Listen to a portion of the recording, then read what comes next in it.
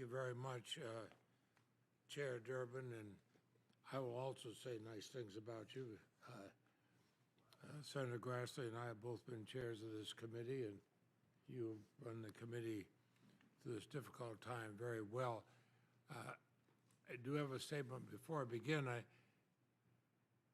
constantly hear the name of former Judge Bork coming up, and as one of those who was here for the Bork hearings, I do remember what was described as a confirmation conversion as he changed his position dramatically during the hearings.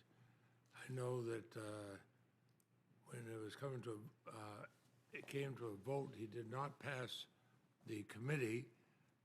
As we all know, the White House was quietly trying to get him to withdraw his name, but the Democratic-controlled Senate said if he wanted a vote, we'd have a vote on the Senate floor, even if he didn't make it to the committee. He did have a vote on the Senate floor. There were at least a couple of Democrats who voted for him. There were so many Republicans who voted against him, he lost. Had all the Republicans voted for him, he would have won. But I think a number of the Republicans felt the same way that the White House quietly did. The name should have been withdrawn. It makes a nice slogan, but I think it'd be wise if we use the honest history. But now we are going to undertake one of our most consequential duties, to consider and vote whether to advance a nominee to the United States Supreme Court. Our nominee, Judge Ketanji Brown Jackson, in my mind, embodies the highest ideals of our judiciary and the legal profession. During the confirmation proceedings, she put on a master class about what it means to be an independent, fair-minded justice. Her grace, intellect, temperament, wit are exactly what Americans want and deserve on our nation's highest court. I will proudly and confidently vote aye to advance her historic nomination to the U.S. Senate. This is my 21st Supreme Court confirmation process. I voted to confirm Supreme Court nominees nominated by Republican and Democratic presidents alike.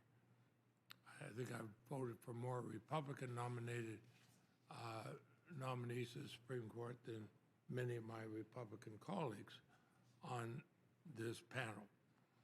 I voted against party lines, even when it's not popular to do so. And I've always approached the consideration of Supreme Court nominees in the same manner, with an open and objective mind, giving weight to the qualifications, temperament, and record of the individual who's been nominated. That's because I've always believed, and still do, that our independent judiciary should be above partisan politics.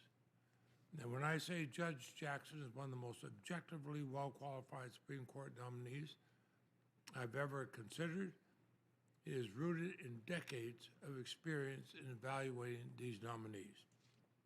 I know that's going to fall on deaf ears with some members of this committee, members who unfortunately cared more about seeing their sound bites on the social media field than seriously and respectfully question the nominees. Members who badgered Judge Jackson refused to let her answer questions, even refused to respect basic rules and decorum of the committee and the Senate. The fact that Judge Jackson maintained a calm demeanor and confidence in the face of such disrespectful behavior underscores her remarkable temperament. That's an attribute we need on our nation's highest court.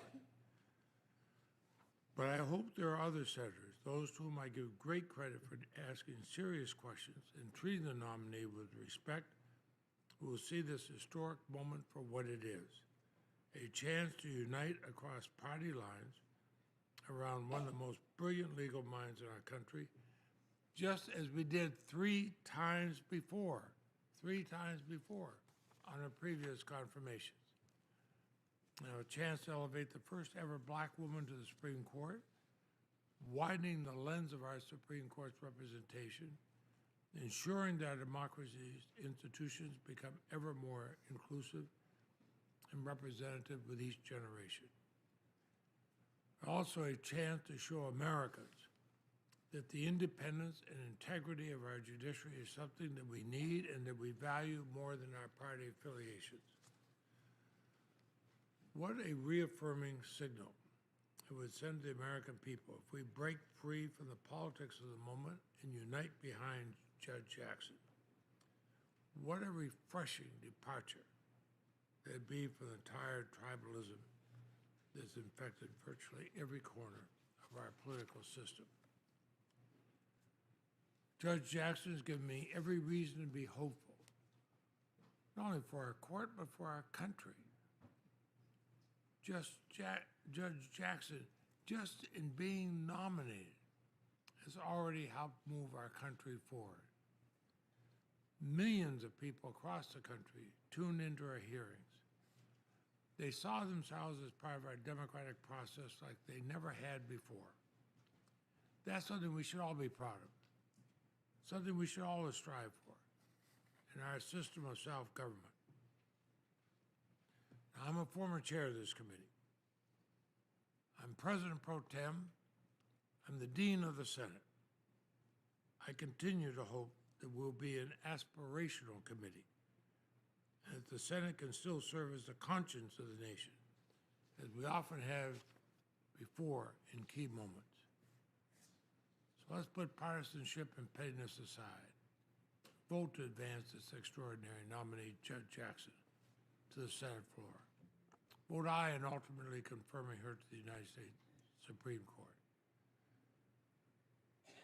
And realize we are in the midst of an historic moment. The history books will be taking notes. People will read this history for generations to come. And the only question we have is whether we will rise to meet this moment in history. I intend to. Thank you, Chair. Thanks, Senator Leahy. Senator Graham. Thank you very much, Mr. Chairman. What would be odd in this committee is for us all not to vote against the Supreme Court nominee, since Gorsuch anyway. So Gorsuch, Alito, Amy Coney Barrett, Kavanaugh, not one vote. About this hearing, Judge Jackson has got a lot to be proud of. She's accomplished a lot in her life. She's a good person. I'm sure she's a great mother and very gifted person. She's fought hard to be where she's at in life. I'll vote no. I'm the first time I've ever voted against any Supreme Court nominee. Let me tell you how I got there. Number one, the Supreme Court is different than the Circuit Court. I voted for her at the D.C. Circuit Court level because I'm disposed to do that. And I'm playing a game that very few people play anymore, that if you win an election, I expect you to pick somebody I wouldn't support on the court. That just sort of comes with winning. So I didn't think twice about not voting for her. But now that you're talking about the Supreme Court, you're making policy, not just bound by it. And a lot of my friends on the other side have done this, voted for a person at the district court level, the circuit court level, only to vote no at the Supreme Court level. This nomination had a political moment. President Biden can choose anybody he wants. That comes with winning. He had a lot of qualified African-American women to choose from. To me, saying up front during the election, I'm going to pick a qualified African-American woman is fine. Our folks have done that. Didn't bother me that much. It was trying to make the court look more like America. So he has a political decision he made. I respected that. Now, all of us are in politics over here. Again, I'm inclined to vote for judges of the other side. But this choice of Judge Jackson was really embraced by the most radical people in the Democratic movement, to the exclusion of everybody else. After 4 days of hearings, I now know why the left likes her so much. It became obvious to me why she was their first and apparently only choice. So there are people that President Biden could have picked that would have been in the liberal camp in terms of voting on the Supreme Court, and they could have gotten 60 to 65 votes. The White House didn't go down that road because it feels that they must pick somebody that's more appealing to the hard left. They made that choice, and we'll see how it plays out. So why am I voting no? On our side, we like judges to be bound by the written letter of the law. The immigration case that got to be sort of famous here, let's see, what was it? Make the Road New York et al. Versus McAleen, was a decision by President Trump and his team to fully utilize expedited removal procedures within the statutory authority granted by Congress. You couldn't have written this thing more clear that it's in the sole and unreviewable discretion of the Secretary to use expedited deportation involving people who've been here 2 years or less. Judge Jackson ruled for the Arabella-funded supported plaintiff. I think this was probably a tryout for her. And she was overruled by the D.C. Circuit Court of Appeals. Not exactly the bastion of conservatism. There could hardly be a more definitive expression of congressional intent to lead the decision about the scope of expedited removal within statutory bounds to the Secretary's independent judgment. The forceful phrase, sole and unreviewable discretion by its exceptional terms, heralds Congress's judgment to commit the decision exclusively to agencies' discretion. Well, she took the plain meaning of the statute, set it aside, did legal gymnastics to basically issue a temporary injunction. That, to me, says everything I need to know about how she's going to govern. She wants the outcome, she's going to find it. She's going to get it. Activist to the core. The child pornography cases. Didn't know much about it until we sort of had the hearing. About the way I questioned her, I found if I'd left it up to her, I'd have gotten one answer in 30 minutes. So I don't know how you question witnesses. I interrupt when I think they're being evasive. I let them talk when I think they're answering the question. But this hearing is coming to an end. If you compare this to Kavanaugh, you've missed a lot. I've never complained about Kavanaugh or anybody else being asked a hard question. I have complained about their lives being destroyed by a coordinated effort of Democrats and the mainstream media trying to destroy somebody to keep the seat open. That didn't happen here.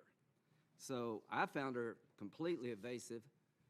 But when you did dig into it, after a lot of digging, you found out something, I found out something that was astonishing. In the area of child pornography cases, it's not so much that she is out of sync with the average sentence, which she is, and Senator Cruz, you did a great job proving that. Senator Hawley, you dug into her philosophy about how you sentence somebody, and I'm glad you did. What I found was that she routinely sets aside 2 enhancement factors when it comes to increasing sentence. She will not, as a general policy disagreement with respect to these 2 enhancements, that is computers and the number of images. She does not hold that against the defendant, the perpetrator. I couldn't disagree more. And if you're a judge out there coming before this committee and you want to get promoted, you have this philosophy, you're going to run into a problem with me. There are 85 million images of children being exploited on the internet. The statute was written to deal with mail, where child pornographers would mail images of children. Along comes the internet, as she said. Now it's so easy in the confines of your office or your home to hit a button and download hundreds, if not thousands, of images, and she felt like that would be unfair to the defendant. I don't. Every time you hit a button downloading an image of a child being sexually abused, I want you to go to jail longer, because every time you hit a button, you're destroying a life. I think she's got this completely backwards. I think you should be enhancing the sentence. The more you download, the more you go to jail. And if you don't do that, we're never going to get this right. And she doesn't hold it against the defendant to go to the venue of choice. I want to deter people from going to the internet and downloading a bunch of child porn by putting them in jail longer, not less. The fact that she took those 2 sentencing enhancements off the table because she thought it'd be unfair to the defendant because it's so easy, to me, she just lost me completely in this area. I'm not suggesting she likes what's happening in child pornography. She's not offended. I'm sure she is. I'm sure she's seen a lot of things that offends her, but she's a judge. She has a chance to deter the crime. She has a chance to impose a sentence that would deter it, and she chose not to. I think that is a terribly bad choice, and this committee, if anything comes out of this hearing constructively, is that we will pass a law changing that so every judge has to hold it against a child pornographer. The more you download, the longer you go to jail should be the rule. And we should insist that using the internet is a bad thing in child pornography, not a neutral thing. So I'll like to work with my colleagues on both sides to do that. Now about her being the first African-American nominee before this committee of the Supreme Court. That's true. And the reason that's true is because of what y'all did to Janice Rogers Brown.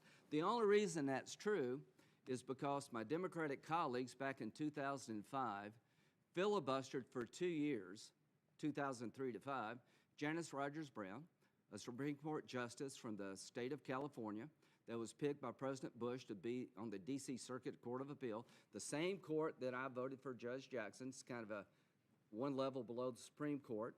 And for 2 years, there was a wholesale filibuster of her.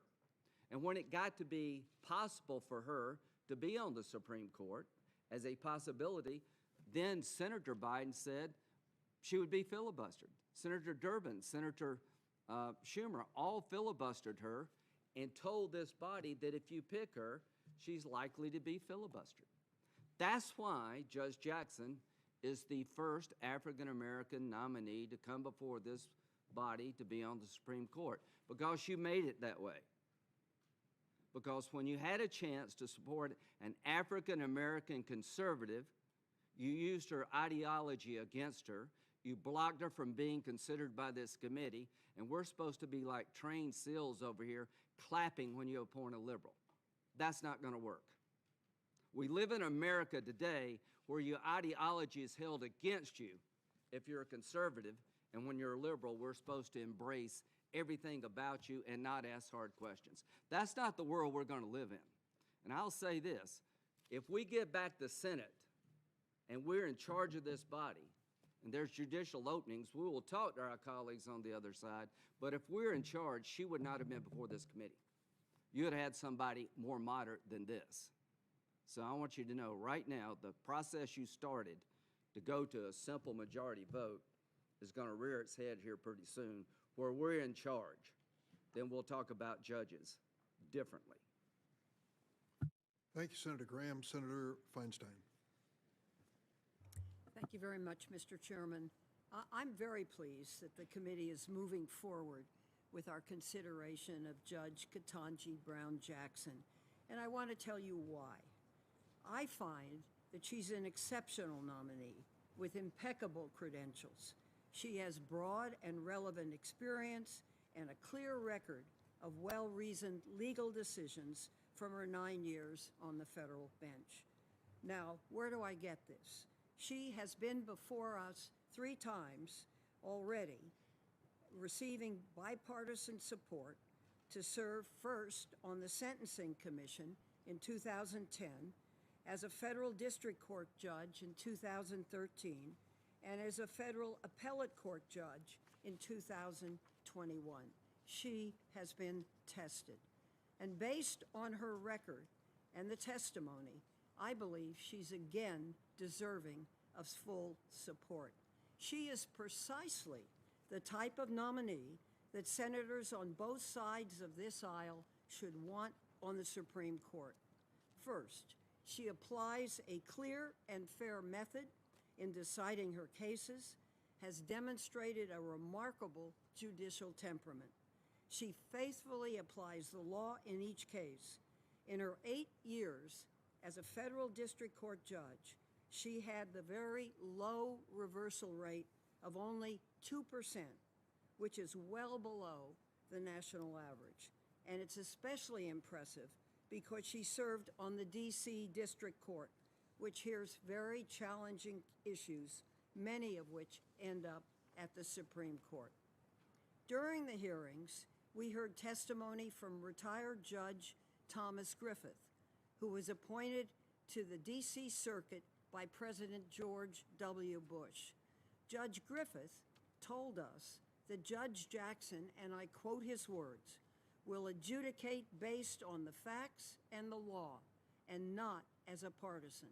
He testified he had, quote, always respected her careful approach, extraordinary judicial understanding, and collegial manner, end quote.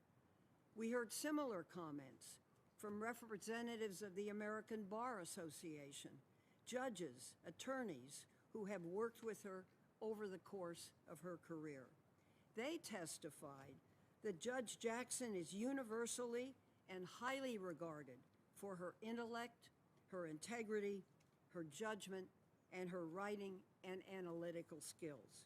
Both prosecutors and defense attorneys have praised Judge Jackson, and I quote, as thorough, hardworking, and extremely well prepared. Judge Jackson is widely respected, and it's clear to me that her colleagues on the bench and the lawyers who argued before her have no doubt that she would make a fine addition to the Supreme Court. So I have no doubt either. It's clear to me that Judge Jackson believes it's the role of a judge to serve as an impartial decision maker. And as a judge, she considers the facts and the law for each particular case that comes before her to arrive in an outcome that's fair and under the law. I am very proud to support her nomination. Thanks, Mr. Chairman. Thank you, Senator Feinstein. Senator Cornyn? Justice Robert Jackson famously said that the Supreme Court is not final because it's infallible. It's infallible only because it's final. And I trust that would not be the case if the American people saw the Supreme Court as just another political branch. In simple terms, it means that the Supreme Court is the last word in interpreting and applying our laws through the 70 to 80 cases it decides to hear each year. Mainly because it's seen as an umpire, not as a player. While I view the judicial branch as the crown jewel of our constitutional republic, it has over the years gotten out of its lane on more than one occasion by acting like another political branch. Over the years, the Supreme Court has developed various legal doctrines like substantive due process to create new rights out of whole cloth, rights that are neither in the text nor would the framers ever envision that these rights existed or would be created by 9 unelected judges at the time of the founding. By vesting federal power in Article 1, federal legislative power in Article 1, and then reserving to the states to determine their own affairs, our founders believed that policy decisions must reside ultimately in the people. As senators, we work on our constituents' behalf here in Washington, and every 6 years, they let us know whether we're doing a good job or not. When the Supreme Court blatantly engages in policy making, it takes away the power of the people to decide for themselves and to hold their government accountable. Agree or disagree with the results of a given Supreme Court decision. Over our nation's history, there's been something for everyone to love or hate, from Plessy versus Ferguson, which established the shameful separate but equal doctrine for public schools, ultimately overruled in Brown versus Board of Education, to Obergefell, which mandated same-sex marriages. When the Supreme Court creates a right that is not even mentioned in the Constitution, the independence and the legitimacy of the Supreme Court itself is called into question because consent is discarded. Legitimacy of our government institutions is something we have always debated in America, and we've even fought a war over it. The Declaration of Independence itself affirms that government derives its just powers from the consent of the governed. That very principle is undermined when judges rewrite the Constitution to their liking. Where is the legitimizing consent? President Lincoln stated it another way. He said, "No man is good enough to govern another man without that man's consent." How are these so-called unenumerated rights, you might call them naked to the invisible to the naked eye, how are those rights any different? That is what can happen when unelected judges invalidate state laws and impose a one-size-fits-all policy regime on our entire country. Again, like or dislike the results in an individual case, but we should all be concerned about the legitimacy of our governing institutions when they so readily discard consent of the governed. I view the confirmation proceedings as a way to get back and reflect on first principles, on the role of our judiciary in our constitutional system. President Biden has made no bones about his intention to nominate a Supreme Court justice who has an expansive view of unenumerated, invisible rights. Judge Jackson? Well, she wouldn't answer our questions on this topic. I didn't ask her to prejudge a case or commit to a particular outcome in a disputed area of law, but I did ask her about her judicial philosophy. She says she doesn't have one and hasn't thought much about it. That's simply not a credible response, and I believe demonstrates a lack of candor. Maybe she was overcoached, but I left the confirmation hearings concerned about her approach to unwritten rights. Judge Jackson has a marvelous legal education. She's a charming person. She has a vast practical experience, something I think is a real plus, having served as a public defender, a federal district judge, and a circuit court judge, and not just an academician. Someone of her impressive caliber surely has a judicial philosophy, but maybe she just didn't want to talk about it. Time after time, when we asked about her judicial philosophy, she pivoted to something she called methodology. But let me be clear, methodology is not a judicial philosophy.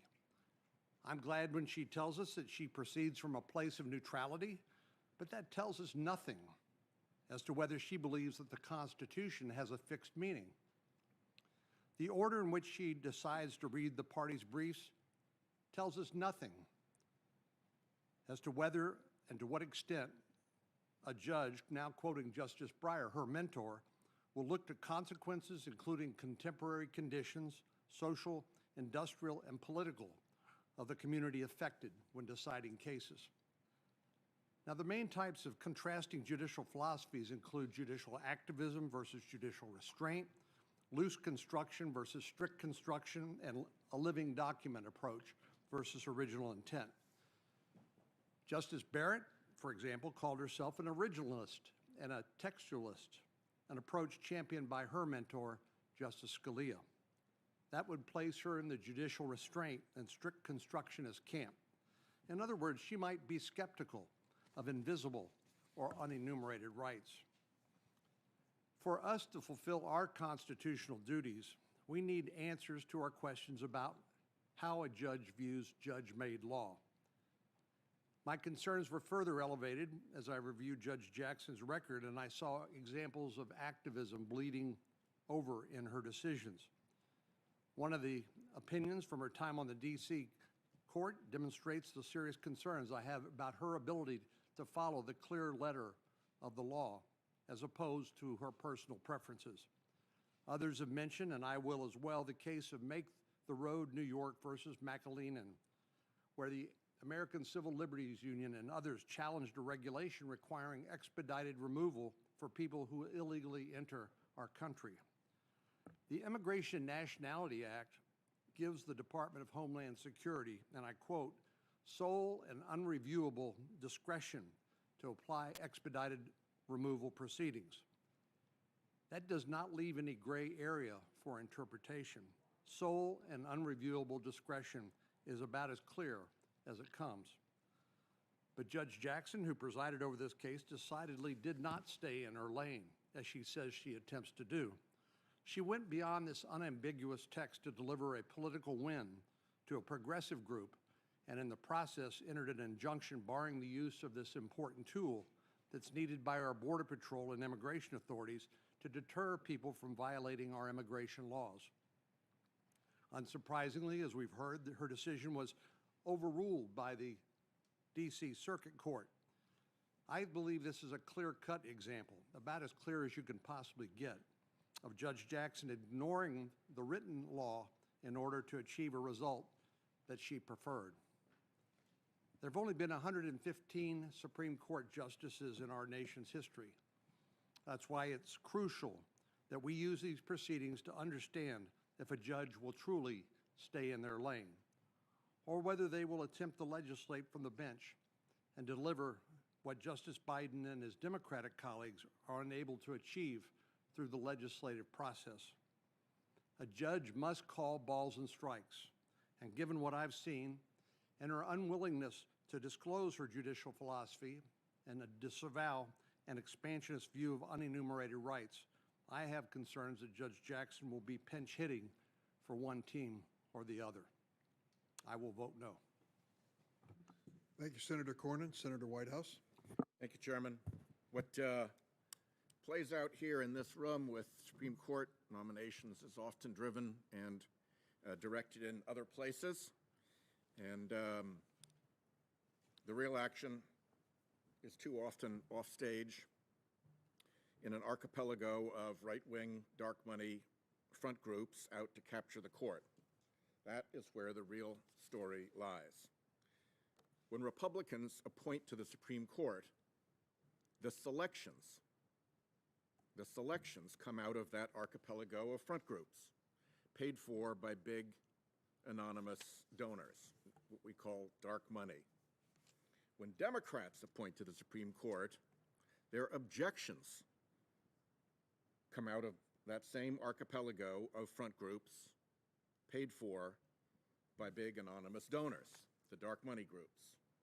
We have heard a lot about judicial philosophy during the course of this. Well, if you bring a judicial philosophy to these proceedings, I think we do need to examine it, because a judicial philosophy is so often a mask for predispositions. Originalism works very nicely for you if you'd like to look back before the civil rights movement in making decisions about civil rights. Originalism works very well for you if you'd like to look back before industry regulation at a time when there was no industry big enough to regulate and serve the interests of corporate deregulation. And originalism works very well for you if you want to return to old social norms that society has moved beyond. So let's not pretend that a judicial philosophy is a neutral thing. It is a tool, and when a judge says he or she has one, it's worth looking into. But that doesn't mean you have to have one. There's a group called the Independent Women's Law Center, which, like many of these right-wing front groups, is twinned with another group, which is called Independent Women's Voice. One is the 501c3, one is the 501c4. Their funders are Leonard Leo's 85 Fund and Concord Fund, another pair of 501c3, 501c4 twins at the heart of the court capture scheme. They're also funded by the Koch and Bradley Foundations, who I've talked about before in these proceedings. Indeed, for years, the president of one of these groups was actually a Koch Industries lobbyist and overlapped for a while with Americans for Prosperity, the Koch brothers' huge dark money political operation. And they, on February 24th, before they even knew who the nominee was going to be, sent a memo to GOP Senate members. Ray suggested SCOTUS talking points. Date February 24th, 2022. Here's the punchline. It is therefore important that you focus not on the selection process or on the nominee's paper qualifications, but rather on the need to learn more about the nominee's judicial philosophy. Ask unanimous consent that the memo from those two front groups be put into the record. Without objection. The other theme we hear a lot about is how this judge was going to be dangerous for children. And once again, we turn to a right-wing dark money front group as the source for that concern. On the day of her announcement, February 25th, a group called the American Accountability Foundation came out with an investigative report. Now, let's look at the American Accountability Foundation. It shares an address and senior staff with a group called the Conservative Partnership Institute, which employs, among other people, that wonderful Cleta Mitchell as a senior legal fellow. Indeed, the Conservative Partnership Institute is the so-called care of name in the filings of the American Accountability Foundation, and it also shares an address with something called America First Legal. American Accountability Foundation is funded by Donors Trust, which is described as the Koch brothers' right-wing ATM, and the Bradley Foundation, which I've, again, spoken about before in this hearing in this context. And it was founded by the opposition research director of none other than Cruz for president. So they got right to work the day she was announced. And AAF founder Tom Jones said, after calling her a radical leftist, which I guess they figured out that very first day she was announced, Americans want our judicial system to protect children and citizens from sexual predators. I'm ask unanimous consent that that dark money release be put into the record. Without objection.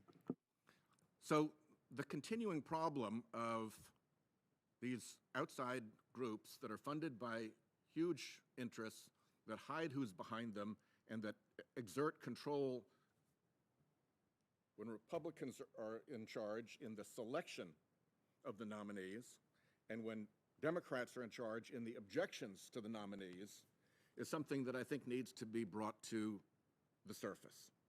So I wanted to make that point with those two arguments.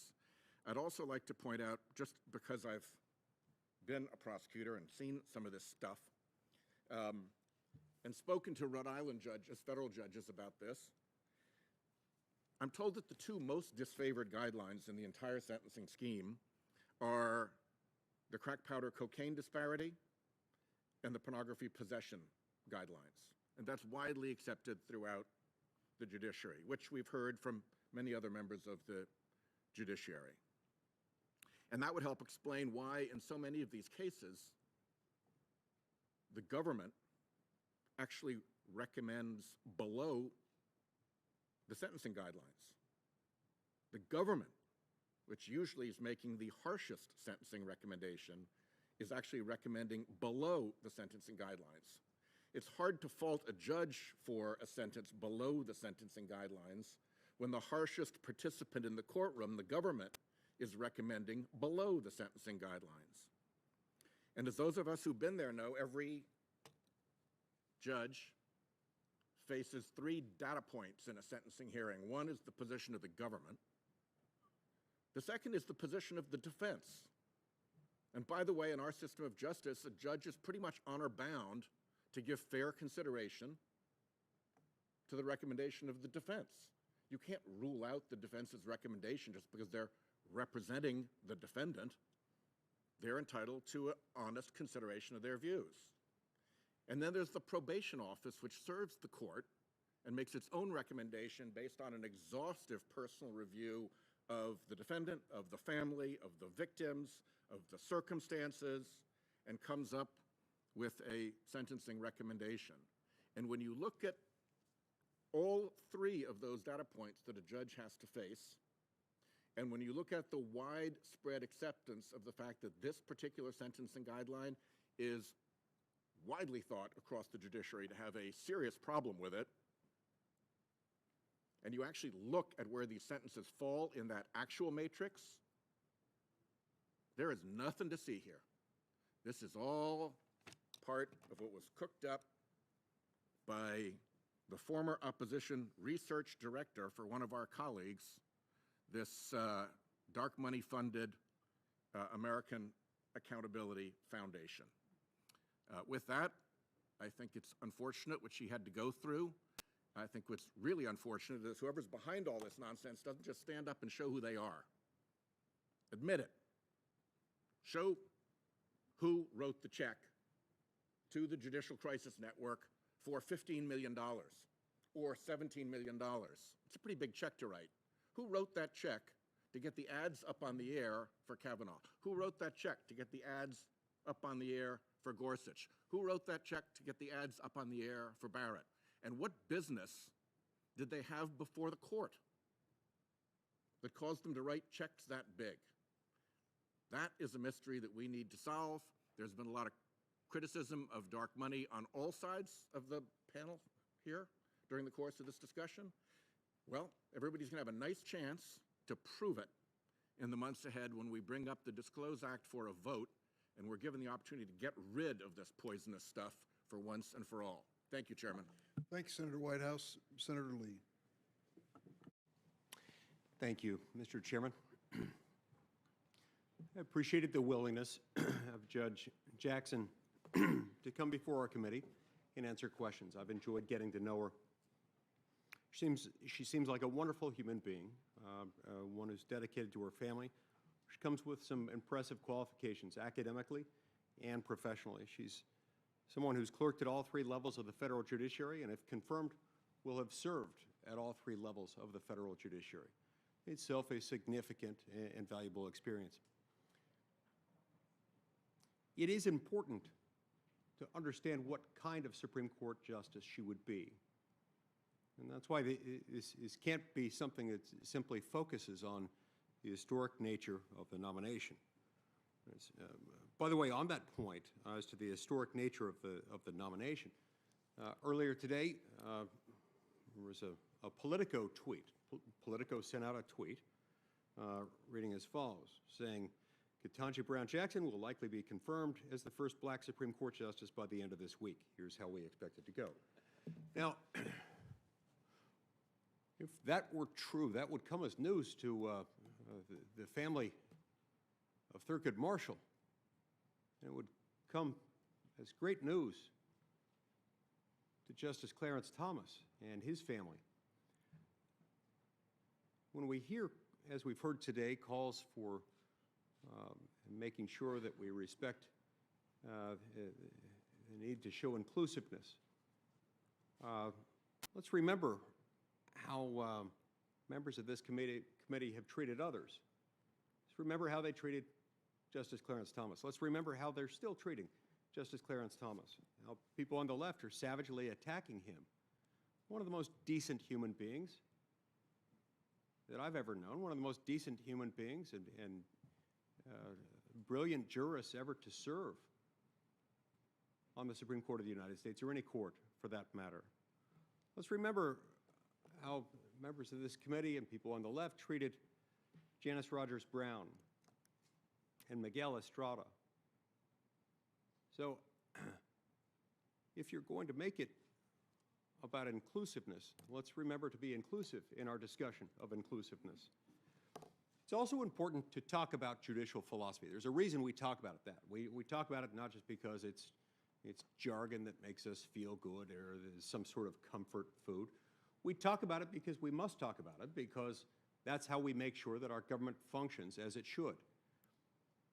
When you have someone serving on any federal court, but especially the Supreme Court of the United States, if they don't have a proper understanding for the limited role of the federal judiciary, for the separation of powers between the 3 branches, the judicial branch can become very dangerous, in which the will of the people can be thwarted by justices who are not willing to recognize limits on their own power, limits on their own jurisdiction. Judges and justices who can't recognize what they're empowered to do, and that their role is not a policy-making one, but an interpretive one. That's why we ask so many questions about judicial philosophy. For a judge that wants to achieve a particular outcome,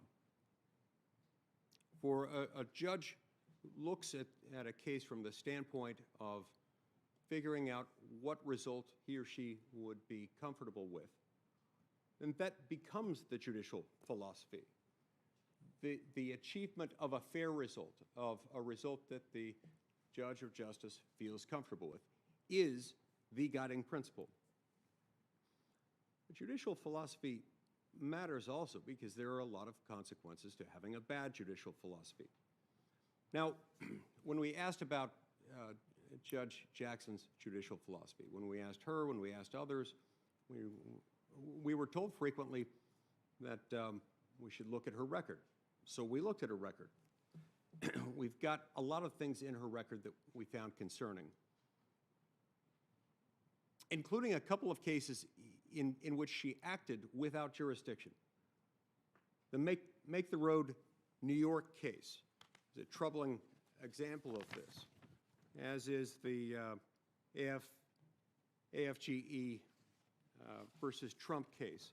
In both circumstances, she took an executive action taken within the Trump administration, action that she apparently disagreed with, and issued declaratory and injunctive relief to invalidate those actions. And in both cases, she was overturned by the left-leaning U.S. Court of Appeals for the D.C. Circuit. These cases haven't gotten as much attention as some of her other rulings, as some of her sentencing decisions, but they're very, very significant. They're deeply troubling to me, because when someone's willing to act when they lack jurisdiction and or when they don't have a valid cause of action upon which to grant that relief, that's someone who's cutting at the heart of the limits on judicial authority and creating a dangerous set of circumstances. So we're told to look at her record, and yet much of what we see from her record is disturbing.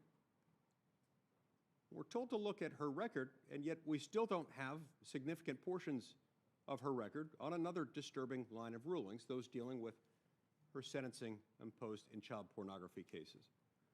Now, she made the argument, and many on this committee have made the argument for her as well, that all judges sentence this far out of the guidelines, as far out of the guidelines as she did in those cases, as if she were somehow within the mainstream of judges on sentencing cases like these. But based on what we've seen, she sentences 47% below the national average.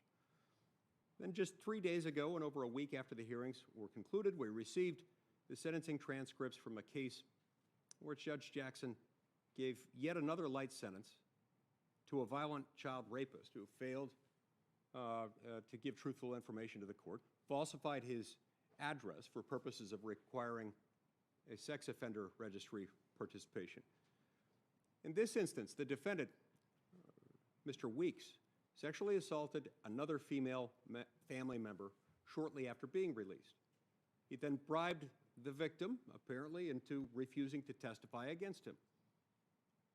Mr. Weeks would have been in prison and unable to sexually assault his sister-in-law if Jackson hadn't sentenced him below the guidelines range and below the government's recommendation. Now, Judge Jackson insists that her sentences are based on mitigating factors, those articulated in 18 U.S.C. Section 3553, and that we could understand that if only we had the record before us.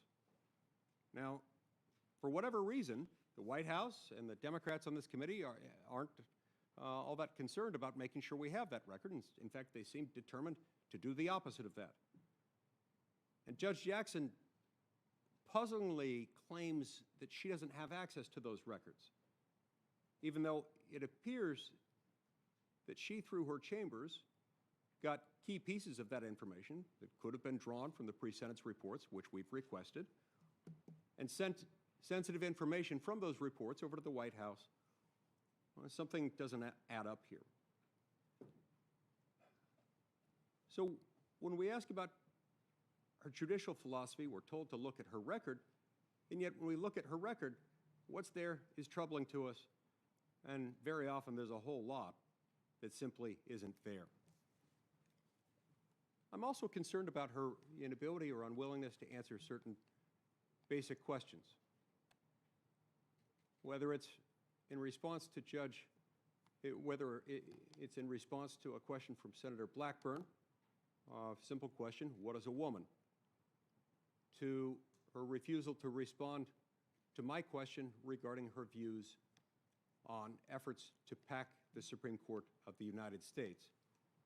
These are troublingly inadequate answers that she provides because she doesn't answer them at all to very basic questions. Questions that she could easily answer, should easily answer, and the fact that she doesn't and won't and hasn't is concerning. Finally, I'm concerned by her response to Senator Kennedy, echoing former Justice Brennan's philosophy that 5 unelected Supreme Court justices can find new unenumerated constitutional rights. quote, well, at anytime the Supreme Court has 5 votes, then they have a majority for whatever opinion they determine, close quote. That's troubling. Look, the record doesn't support what they say it supports. Even more troublingly, the stuff that they say is supportive of her record, stuff we haven't been given. Why? Why? This is not a vacancy that currently exists on the Supreme Court. There's no reason to rush this. So why not give us access to the documents that we need, documents that she insists maintain and defend the sentences she issued in those cases, very often disregarding, in whole or in part, sentencing enhancements for child pornography offenders. Not just child pornography. Let's call this what it is. This is commercialized. These are commercialized efforts to profit off of child sex torture. Enhancements for computer transmission and receipt, for number of images, for prepubescent victims, and for sadomasochistic conduct carried out in those. Very often dismissing or minimizing those enhancements simply because she disagrees with certain key policy elements underlying them. This is troubling, and we don't even have the pre-sentence reports and the other documents we need to review them. I will vote no. Thank you, Senator Lee. Senator Klobuchar. Thank you very much, Mr. Chairman. I want to start out by thanking you and Senator Grassley for your leadership. Senator Grassley, when you mentioned going home the first day and your wife saying the thing she liked best at the hearing was Judge Jackson's opening statement, thank you for setting that tone and for sharing that story. And you, Senator Durbin, having to chair this, I was remembering Justice Roberts' line that he was, as a judge, he would be calling balls and strikes. And I was thinking you had to do a lot more than that. You have to call wild pitches and foul balls. And as spring training starts, this is all on my mind. You have to take a lot of curveballs. But what you did for all of us, for both teams, was to remind us why we are here. Democracy brought us here. And this isn't just our ballpark or our playing field. This is America's ballpark. This is America's court. And thank you so much for that. On the first day of Judge Jackson's hearing, I talked about how the fact that she was here to open things up. We were literally open things up. This is the first hearing where we've had guests because of the pandemic. And as we emerge from that, we see a nominee, a judge, who will walk into that court with her head held high because she is opening up that court to make every little girl and boy in America to realize that anything and everything is possible. And as Senator Booker so beautifully reminded us last week, this is a moment of joy. She is truly an inspiration to young black girls like DC resident Maddie Morgan. I was on a walk and her dad, I didn't know him, jumped out of a car because he saw me walking to bring a letter to me that she had written the President of the United States, 11 years old, and she asked President Biden that she be considered when he was looking for justices. She pointed out that with her age, she could remain on the court for at least 80 years. Her argument was that she wanted to be the voice for children. And she said, I live a few blocks away from the Supreme Court, so it will be easy for me to get there. After the president made his nomination of Judge Jackson, she said, if I'm going to be snubbed, it couldn't be for a better candidate. And she actually was here at the hearing to witness history being made. Throughout the hearing, Judge Jackson demonstrated her command of the law and her reverence for the Constitution. Judge Jackson, in fact, as we know, has more judicial experience than 4 of the nominees and now justices had when they came before this committee. 4 people who are currently serving on the court. She'll be the first person on the court to be in the room where it happens, where those decisions are made, with public defender experience. She knows the importance of public service from her parents, both teachers and she has that perspective of knowing that life isn't always easy. She's had family members who served in law enforcement, and I think this might be a good moment to get at some of the arguments my colleagues have and will be making. And I think I might be a good person to bring this up because I'm someone that has consistently asked questions of nominees. I always ask about antitrust, even though they don't want me to ask it.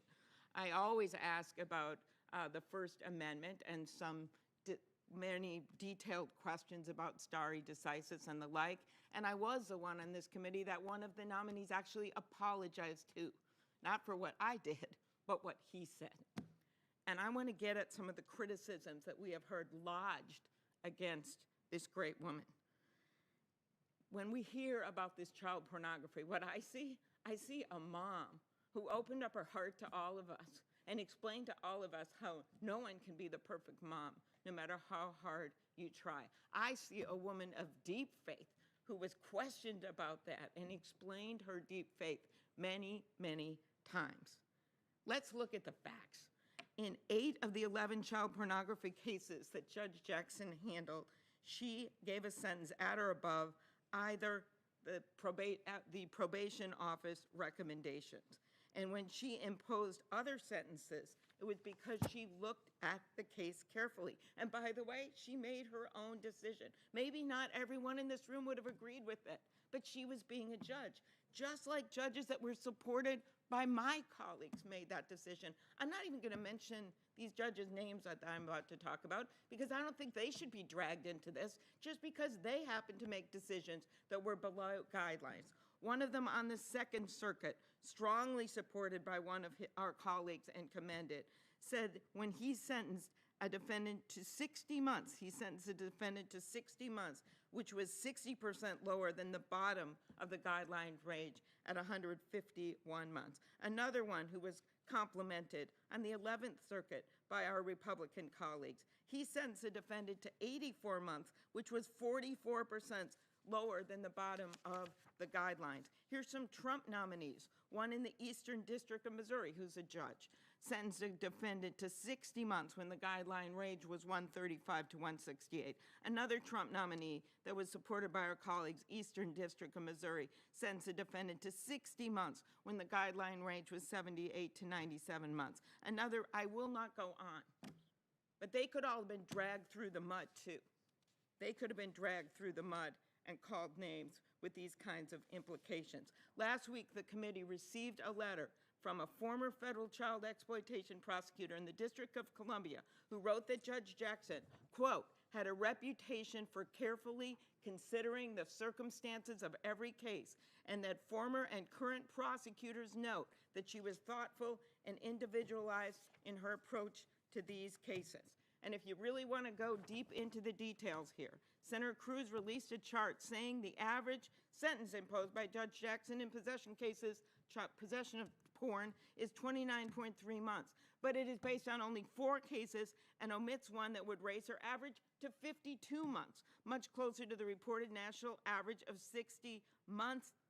And if you were considering all of her non-production cases, possession, receipt, distribution of pornography, and yes, as a former prosecutor, I know these differences, the average sentence imposed was 65 months. I literally cannot even believe that I'm going into these details, but I am. Last, when we hear about judicial philosophy, let me quote Judge Roberts in his own hearing. He said, well, I have said I do not have an overarching judicial philosophy. I think we heard this great judge and how she's going to decide cases. She's going to decide cases with fairness, and she's going to do the best thing, and she's going to look at the facts, and she's going to look at the law, and she's going to make a decision. She recognizes, as she told me at her hearing, that public confidence in the court is crucial. That's why she's always written such long and transparent decisions to explain to the public her reasoning. She told me about her deep commitment to judicial independence. When I asked her about stare decisis, she said that if there were massive shifts every time a new justice came on or every time new circumstances arose, there would be a concern that public confidence would be eroded. As she put it, stare decisis, looking at the past cases, I'm just paraphrasing that, furthers the rule of law in this country. She is someone that understands and has shown her ability to take on complex matters. But just as importantly, she's someone who understands the real-world impact of court's decision. She understands that those words on the page aren't just words. Those words on the page can change people's lives, whether they can get health care, what their options are, if they can have clean water and air, even if they're going to be able to vote, when they're going to be able to vote, and how they're going to be able to vote. At this critical moment in our history, Judge Jackson has the qualities to make sure that the court and the Constitution, in Justice Breyer's words, work for the people of today.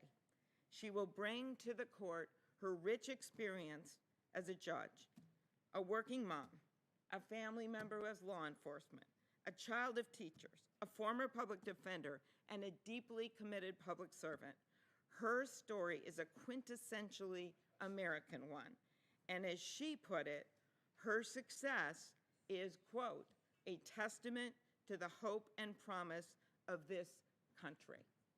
Now, it is our duty as senators on this committee to take on that hope and promise of America. And remember, as this day moves forward, and as we hear from our colleagues, and we take this vote, that this is all about that spirit of hope and promise. And let's make Maddie Morgan proud. Thank you. Thanks, Senator Klobuchar. Senator Cruz. Thank you, Mr. Chairman. There are a few more consequential decisions the Senate undertakes, or this committee undertakes, than the nomination and confirmation of Supreme Court justices. Judge Jackson is charming. She's talented. She has an inspiring life story. If she's confirmed, she will be an historic first, the first African-American woman to serve on the U.S. Supreme Court. I've known Judge Jackson for 30 years. I've always liked her personally. But the assessment this body is charged with the Constitution with making is whether her records demonstrate she will be a justice who will faithfully uphold the Constitution. Now, our Democratic colleagues and their cheerleaders in the corporate media have repeatedly tried to suggest that any opposition to Judge Jackson's nomination is rooted in racism or sexism. There's some irony in that, because all of the Democrats on this committee were only so happy to vote against the confirmation of Justice Amy Coney Barrett without facing any concerns about the sexism they were showing. And there's greater irony in Democrats celebrating this historic first, because it would have occurred 20 years ago. An African-American woman could have served on the Supreme Court 20 years ago, except for the fact that Democrats filibustered a qualified African-American woman, Judge Janice Rogers Brown. Indeed, if members of this committee were asked to raise your hand, have you ever filibustered a qualified African-American woman in order to prevent her from going to the U.S. Supreme Court? 3 hands would go up. Not on this side of the aisle, but the 3 most senior Democrats would all be obliged to raise their hand. Also, Joe Biden, if he's at home watching this on C-SPAN, Joe Biden would raise his hand as well. Chuck Schumer would raise his hand as well. So this historic first could have happened a decade ago, but for the unified partisan opposition of Democrats to letting it happen with a judge who was not on the hard left. A number of Democrats complained that there were hard questions asked. Well, that's our responsibility. Every one of the questions focused on her record as a judge, her sentencing record, her academic writings, her speeches to law schools. Not a single Republican senator asked her about her high school yearbook, engaged in the kind of personal slanders that Democrats have made a business about. If the questions were hard, it is because her record is at the extreme.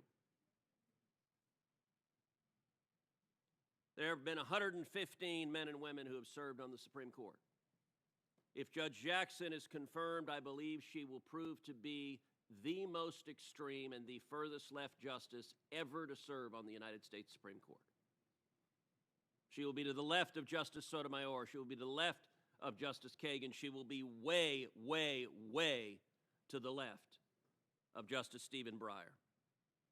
That's why radical leftist groups have pledged to spend over $1 million supporting her nomination while they demanded the Biden White House pick the furthest left, the most extreme nominee. That's their agenda.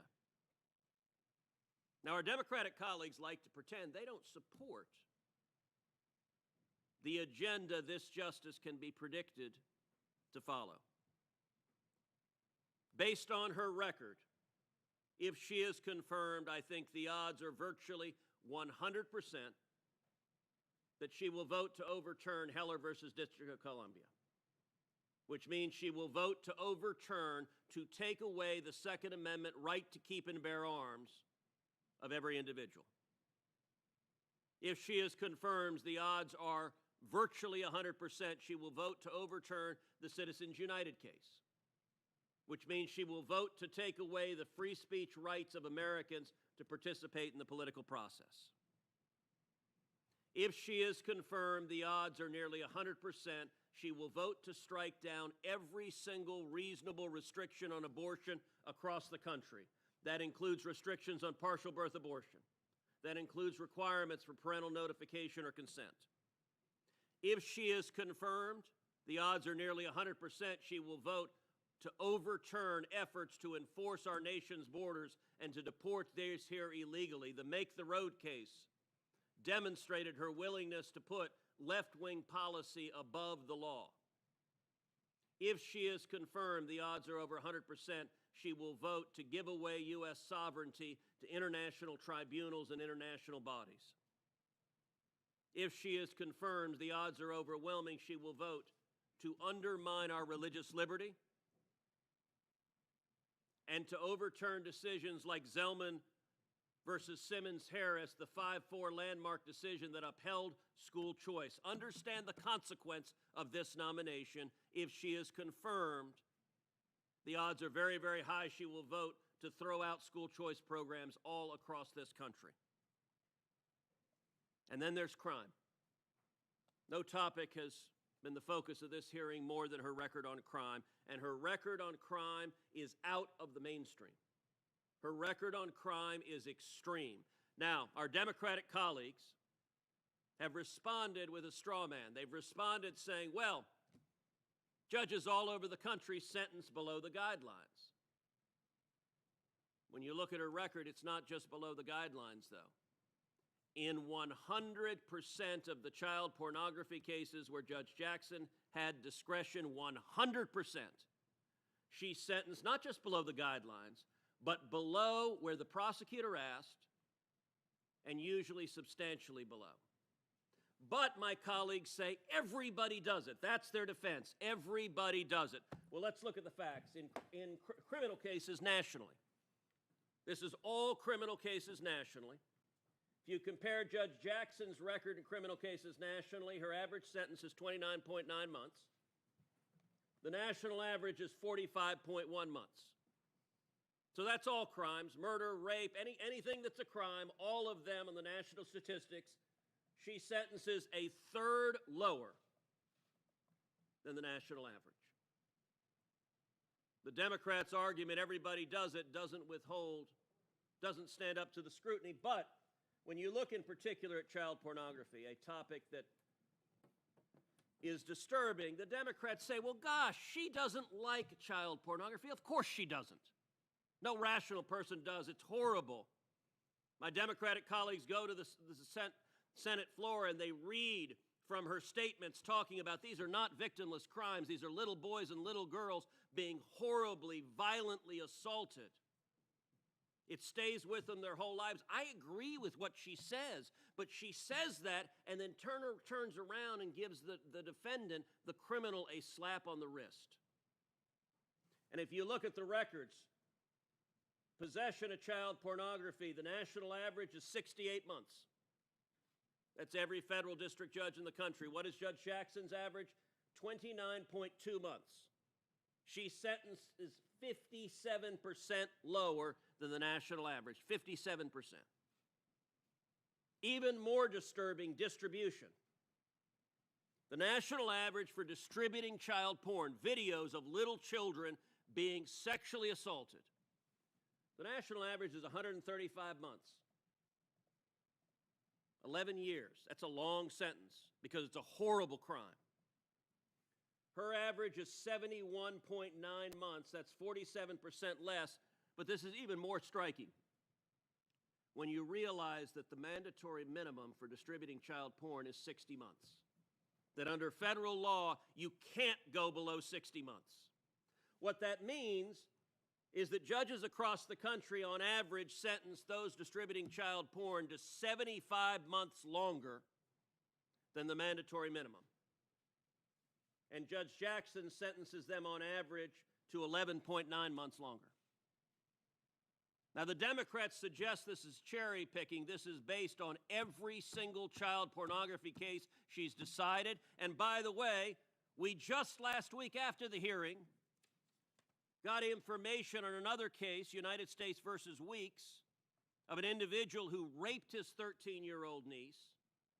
Judge Jackson sentenced him to half what the prosecutors wanted because he failed to register on a sex registry and went to work at a daycare. While he was released early because of Judge Jackson's sentence, he committed another sexual assault, a rape. Again, she had him before her, and again, she sentenced him to half what the prosecutors sought. This is a pattern. Now, Democratic senators like to say they don't want to abolish the police. But I'll tell you what, if Judge Jackson is confirmed, her record demonstrates that it is 100% certain she will vote to overturn the death penalty, and that repeatedly she will vote to overturn strict sentences on violent criminals, to release violent criminals from jail, to overturn strict punishments on sex offenders. And my Democratic colleagues like to say when crime is skyrocketing, when murder rates are skyrocketing, when carjacking is skyrocketing, when sexual assaults are skyrocketing, my Democratic colleagues say it's not my fault. Well, I'll tell you what, when you vote to confirm justices who release criminals over and over and over again in a way that is wildly out of the mainstream, it is the Democrats' fault. Senator Coons. Thank you, Chairman Durbin, Ranking Member Grassley. Thank you for maintaining, to the extent you can, the decorum of these proceedings, a respectful process, and I am particularly grateful to President Biden for nominating Judge Jackson and to Judge Jackson for her courage and her engagement in this process, which at time has been withering, even abusive. I was impressed by the fact that she was raised by a family committed to service, that raised her with a sense of dignity and integrity and a very strong sense of self, with which she carried herself through what have been some challenging moments here in this committee. I believe the majority of the members of this committee have made a good faith effort to learn about Judge Jackson and her record, and through hours of one-on-one meetings, an extensive review of her record, and hearing from organizations and advocates nationally, they've come away with a view where they are certain of her both outstanding character and impeccable qualifications. Anyone who watched these hearings saw Judge Jackson give a clinic on judicial temperament and how to conduct oneself in a poised and thoughtful way that I thought gave voice through action of her impeccable character.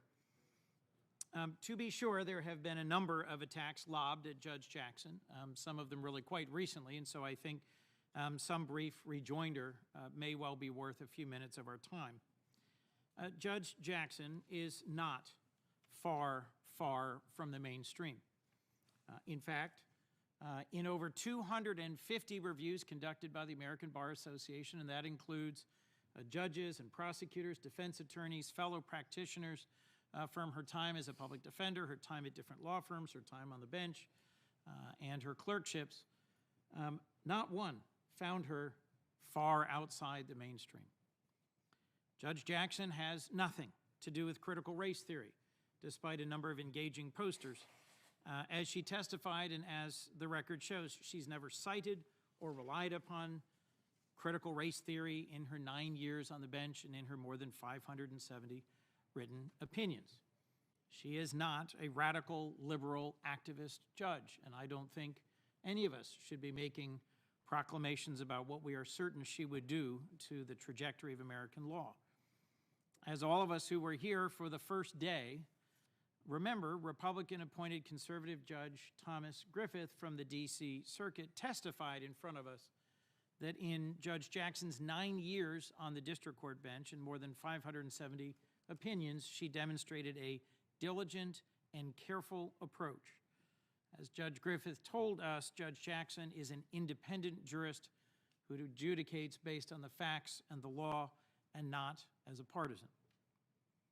Judge Jackson is not soft on crime. I think it is particularly hard to square the fact that two of the largest, best informed, most active law enforcement advocacy organizations in our country, the National Fraternal Order of Police and the International Association of Chiefs of Police, have spoken up in support of her nomination. It is hard to square that with some of the mischaracterizations that have been lobbed in her direction. She is from a family dedicated to service to our nation, service as educators, as police officers, her brother who was with us serving in the military, people who've devoted their lives to the American cause, to improving and caring for other families and communities. And she is absolutely not an enabler of child abusers.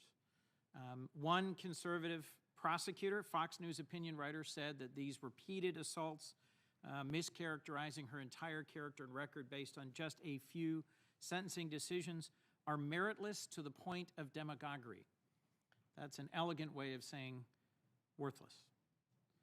Of the 100 offenders she sentenced, there have been just 5 cases for possession of child pornography, and in every case, she sent the offender to jail. As my colleague from Minnesota ably and thoroughly reviewed, she's in the mainstream of judges sentencing in these cases. I'll just add 2 more pieces of evidence to this ongoing debate, if I might. An ABC News review of federal judges appointed and confirmed during the previous administration found a dozen had handed down similar below-guideline sentences in cases of defendants who were charged with viewing, possessing, transporting, or distributing child pornography. The committee also received a letter from judges, 9 retired district court and circuit court judges, retired. This is affiliated with Harvard Law School. A letter that attests that her practice in sentencing, and let me read if I can, Judge Ketanji Brown Jackson's record in individual cases is entirely consistent with the nationwide patterns described by the U.S. Sentencing Commission and what the DOJ prosecutors and U.S. Court probation departments recommended. To the extent she departed, it is well within the mainstream of what other judges were doing nationwide by judges appointed by both Republicans and Democrats. Finally, I thought this was in some ways the hardest to understand. Judge Jackson is not going to pack the Supreme Court. There were a whole series of efforts to ascribe to Judge Jackson the views of different advocacy organizations, and as Senator Whitehouse thoroughly, repeatedly, and actively has laid out, we have too many groups that are advocating and engaging in trying to pre-cook what our work is here on the Judiciary Committee by digging into backgrounds, by pre-packaging, by advertising, and by selling. We can and should make real progress in opening up these dark money groups by voting for the Disclose Act. If later this year, when we have a chance on the floor of the Senate, my colleagues refuse to vote so that the American people can know who's really funding all this stuff, then they don't really want to know the truth. There's a lot more that I could present this morning to lay out the truth behind all of these aggressive, and I would say often baseless, attacks on Judge Jackson. Sadly, I think the truth about this is less relevant because a principal goal here is about stirring up division and scoring political points. Instead of a conversation about the significance of Judge Jackson becoming the first black woman to sit on our nation's highest court, what it will mean to have a Supreme Court justice who's served as a trial judge for nearly a decade and as a federal public defender and as a private practitioner and as a clerk at all levels, what it will mean for her experiences, her life, her grounding, her faith, her character, to be part of the deliberation of our nation's highest court. Instead, sadly, we were treated to a series of, I think, meritless attacks that were more distraction than substance. So let me close, if I can, with just a few thoughts that I think matter as we move towards a vote. Judge Jackson testified she cares deeply about our Constitution and the rights that make us free. The truth of her statements borne out by her own life experiences, by her career in the law, her record on the bench, and her thoughtful and measured responses to all of our questions, even those presented in the most aggressive of styles. Her judicial methodology is rooted in her understanding that the role of a judge is a limited one. She is the kind of judge humble enough to know that the Constitution and the laws passed by Congress say what the law is, while judges have a limited role to decide questions based on the law and the facts presented. This nominee brings me joy and a sense of pride that as a nation we are moving in the right direction, based on our constant project of delivering an America that lives up to the aspirational words written by our founders. The Supreme Court decides cases that mean something, that have an impact in the lives of millions of Americans, that teach the world what our system of democracy and the rule of law can actually accomplish. And I think having her, as someone who served on the Sentencing Commission, as a trial court and appellate court judge, as a public defender, in that court will continue to improve our nation in ways we don't yet fully know, but where I have confidence that in her bones, she knows how important our Constitution and the rule of law are to securing liberty and equality before the law for every American. Mr. Chairman, I mentioned Ruby Bridges in my opening now a week ago. I had the honor of meeting Ruby Bridges when I was on a civil rights pilgrimage with the late Congressman John Lewis. What's always struck me about the painting that Norman Rockwell did of Ruby Bridges was that as a very young girl marching into school, that by an action of the United States Supreme Court was open to her for the first time. There were tomatoes and slurs on the wall behind her, and yet she held her chin high, she was straight, and she marched forward with a sense of confidence, despite just outside the frame of that painting there being a howling, angry mob. So too, I found that Judge Ketanji Brown Jackson conducted herself in questioning here with her head held high, with a sense of confidence in our Constitution, in our democracy, and in the rule of law. Our role in confirming a justice to the highest court is among our most solemn obligations, and I am honored to vote in support of confirming Judge Jackson to be the next Associate Justice of our Supreme Court. Thank you, Mr. Chairman. Thank you, thank you, Senator Coons. Senator Cotton. You know, Democrats in the committee and Judge Jackson herself have repeatedly said that senators should look to her record to see what kind of justice she would be. Although some of our Democratic colleagues now claim that it's engaging in conspiracy theories to dare to ask Judge Jackson about that very record. Her record and her answers are clear. Judge Jackson may be a fine woman, but she has built her career as a far-left activist, and that didn't change when she put on a black robe 10 years ago. In fact, Judge Jackson remains more of a defense attorney for criminals from the bench than a judge. Across the board, Judge Jackson's average sentences for criminals are 34% lighter than the national average for criminal cases, and 25% lighter than the average on her own old court, the D.C. District Court. And the child pornography cases are just the most sensational examples of her soft on crime attitude.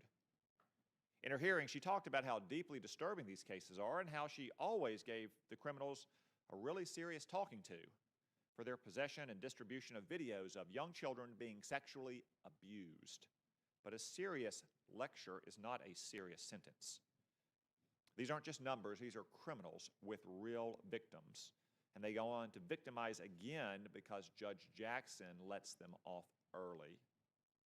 One of those criminals was Wesley Hawkins, who was a serious child pornography offender that Judge Jackson let off easy. The sentencing guidelines recommended 8 to 10 years in prison, 8 to 10 years. Judge Jackson gave him just 3 months. And that's only 1/6 of what her own probation office recommended. And a few years later, when Hawkins would still have been in prison if she had followed the guidelines, he did something else that got him 6 more months in custody, twice the original sentence. When all 11 Republicans on this committee sent a letter asking for details of what happened, Judge Jackson refused to provide any further information. I guess so much for looking at her record.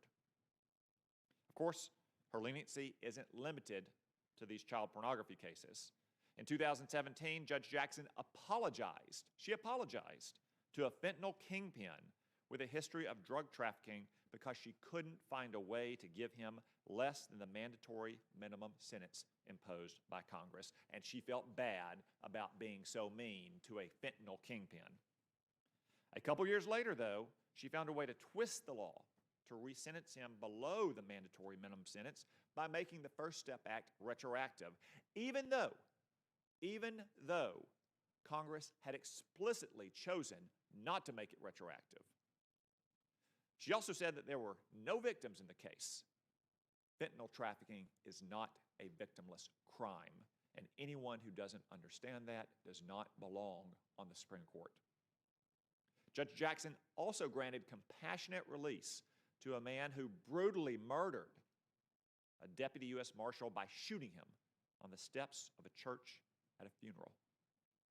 He was repeatedly denied parole, and in prison he had racked up infractions for things like threatening prison staff and possessing a dangerous weapon. Not exactly a reformed saint. Judge Jackson granted him compassionate release anyway because he had high blood pressure. In 2013, a sex offender had repeatedly raped his 13-year-old niece and was arrested for falsifying sex offender records to avoid telling the government where he was living, or that he was working at a daycare despite a restriction on his contact with children. The government asked for him to go to prison for 2 years. Judge Jackson gave him just 1 year. During that second year, when he should have been in prison, yes, he went on to try to rape again and then bribe the victim with $2,500 to recant her testimony. Judge Jackson habitually sympathizes with criminals over victims. These are just a few of the many cases in Judge Jackson's record that all make one thing clear. If you are a criminal, you would be lucky if your case is assigned to Judge Jackson. If you are the victim of a crime or anyone else seeking justice, you better hope your case got assigned somewhere else. As a trial judge, Judge Jackson could only give the benefit of the doubt to one criminal at a time. As a Supreme Court justice, she would be able to give the benefit to criminals nationwide in all cases. Let's consider her terrorism cases. She seems to have a real interest in helping terrorists. Now, it's true that you shouldn't judge a lawyer solely for taking on an unpopular case, and defending criminals doesn't necessarily make someone ineligible to be a judge. But during the Bush administration, representing terrorists was all the rage in liberal legal circles. These were not unpopular cases, but instead, lawyers at liberal law firms and public defender's office fought with each other to be able to work for these terrorists. Judge Jackson represented 4 terrorists as a public defender, one of whom she continued to represent in private practice. She also argued in favor of terrorists in 2 other cases in amicus briefs while in private practice. Her backers try to have it both ways. On the one hand, they say this is all just assigned work, but on the other hand, they celebrate her as a hero for volunteering for so-called assigned work. Well, whether it was assigned or volunteered, the fact that Judge Jackson didn't do a very good job. In 3 of the 4 cases, her filings were identical, word for word, comma for comma. She alleged identical facts and legal arguments in every one of those cases. The only differences was the swapped out name and case numbers. So let's look at those terrorists. One of her terrorist clients designed the prototype shoe bomb that was used in an unsuccessful attempt to blow up a passenger airplane. Another of her terrorist clients planned and executed a rocket attack on U.S. forces in Afghanistan, and another of her terrorist clients was arrested in a raid on an al-Qaeda explosive training camp. Yet in every case, she claimed that her clients had nothing to do with terrorism and had never been affiliated with al-Qaeda or the Taliban, despite having no reason to believe that her alleged facts, copied and pasted from one brief to the next, were true. Judge Jackson also has a habit of refusing to answer simple common sense questions in her hearing and in questions for the record. Famously, when Senator Blackburn asked her what a woman was, she claimed that she had no idea. I asked her who has more of a right to be in the United States, new American citizens who follow the rules, waited their turn and came the right way, or illegal aliens whose very first act in the United States was to break our laws and who continue breaking them every day that they remain here illegally. Judge Jackson declined to answer. And when I asked Judge Jackson whether releasing Guantanamo Bay terrorists would make us more safe or less safe, she again pretended to have no clue. And of course, she refused to take an opinion on court packing, unlike the justice she would replace, Stephen Breyer, or the sainted Ruth Bader Ginsburg. Judge Jackson plays ignorant not because she doesn't know these answers, but because her liberal judicial philosophy is based on denying reality and trying to invent a new reality through the brute force of will as a judge. Judge Jackson's attempts to invent a new reality demonstrate a willingness to skirt the law when it doesn't fit her preferred outcome. Not only did she engage in what the Sixth Circuit called an end run around Congress to make the First Step Act retroactively reduce the sentence of that fentanyl kingpin I mentioned earlier, she also worked hard to strike down a Trump administration policy of removing recently arrived illegal aliens. The law passed by Congress granted DHS, quote, sole and unreviewable discretion on the issue. But Judge Jackson inserted herself to strike down what she called, quote, a terrible proposal by DHS, as if it's the judge's place to decide what is and is not a terrible immigration proposal. The D.C. Circuit Court, no hotbed of conservative activism, reversed her and noted that, quote, there could hardly be a more definitive expression of congressional intent than the clear language of the statute she disregarded, because she didn't care. She had an anti-Trump op-ed to write in the form of a judicial opinion as part of her audition for the political left to put her on the Supreme Court one day. Last week, Senator Durbin said that despite Judge Jackson saying explicitly that she doesn't have a judicial philosophy, she does have one, but, quote, you have to take the time to read any or all of her 578 opinions that she has issued. And for once, Senator Durbin and I see things similarly. Judge Jackson has a judicial philosophy, and that philosophy is obvious from her record on the bench. Judge Jackson will coddle criminals and terrorists. She will twist and ignore the law to reach any result that she wants.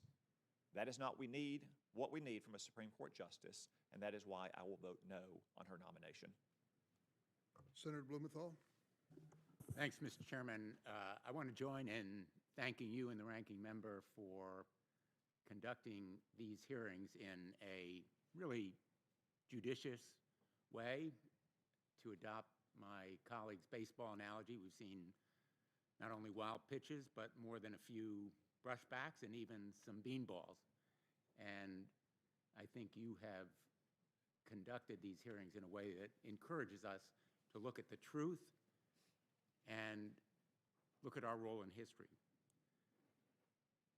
We've seen a lot of meritless demagoguery, concocted outrage, and in fact, even this morning, nothing really new and nothing true in many of the attacks on Judge Jackson. The fact of the matter is that Republicans have repeatedly supported Trump-appointed nominees that had similar sentencing records as Judge Jackson.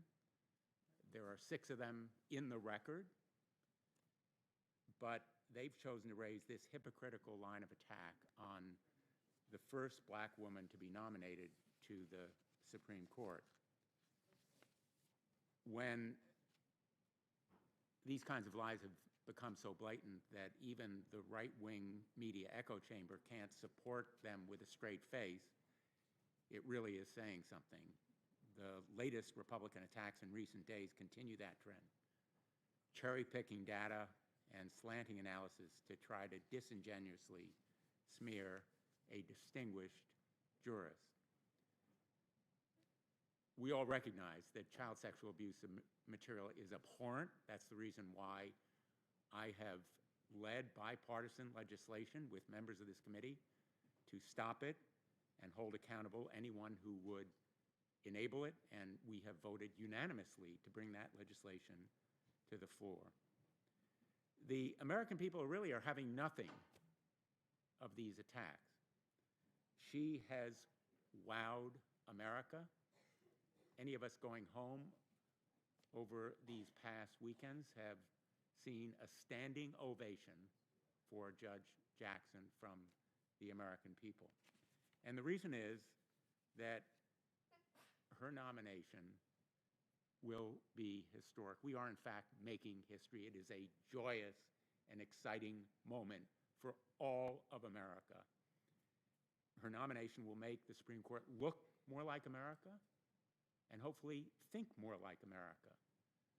It is, in effect, a giant leap into the present, because the present of America looks like Judge Jackson and a more diverse judiciary at every level that President Biden has sought to achieve. And we have supported in achieving on this committee. Representation matters.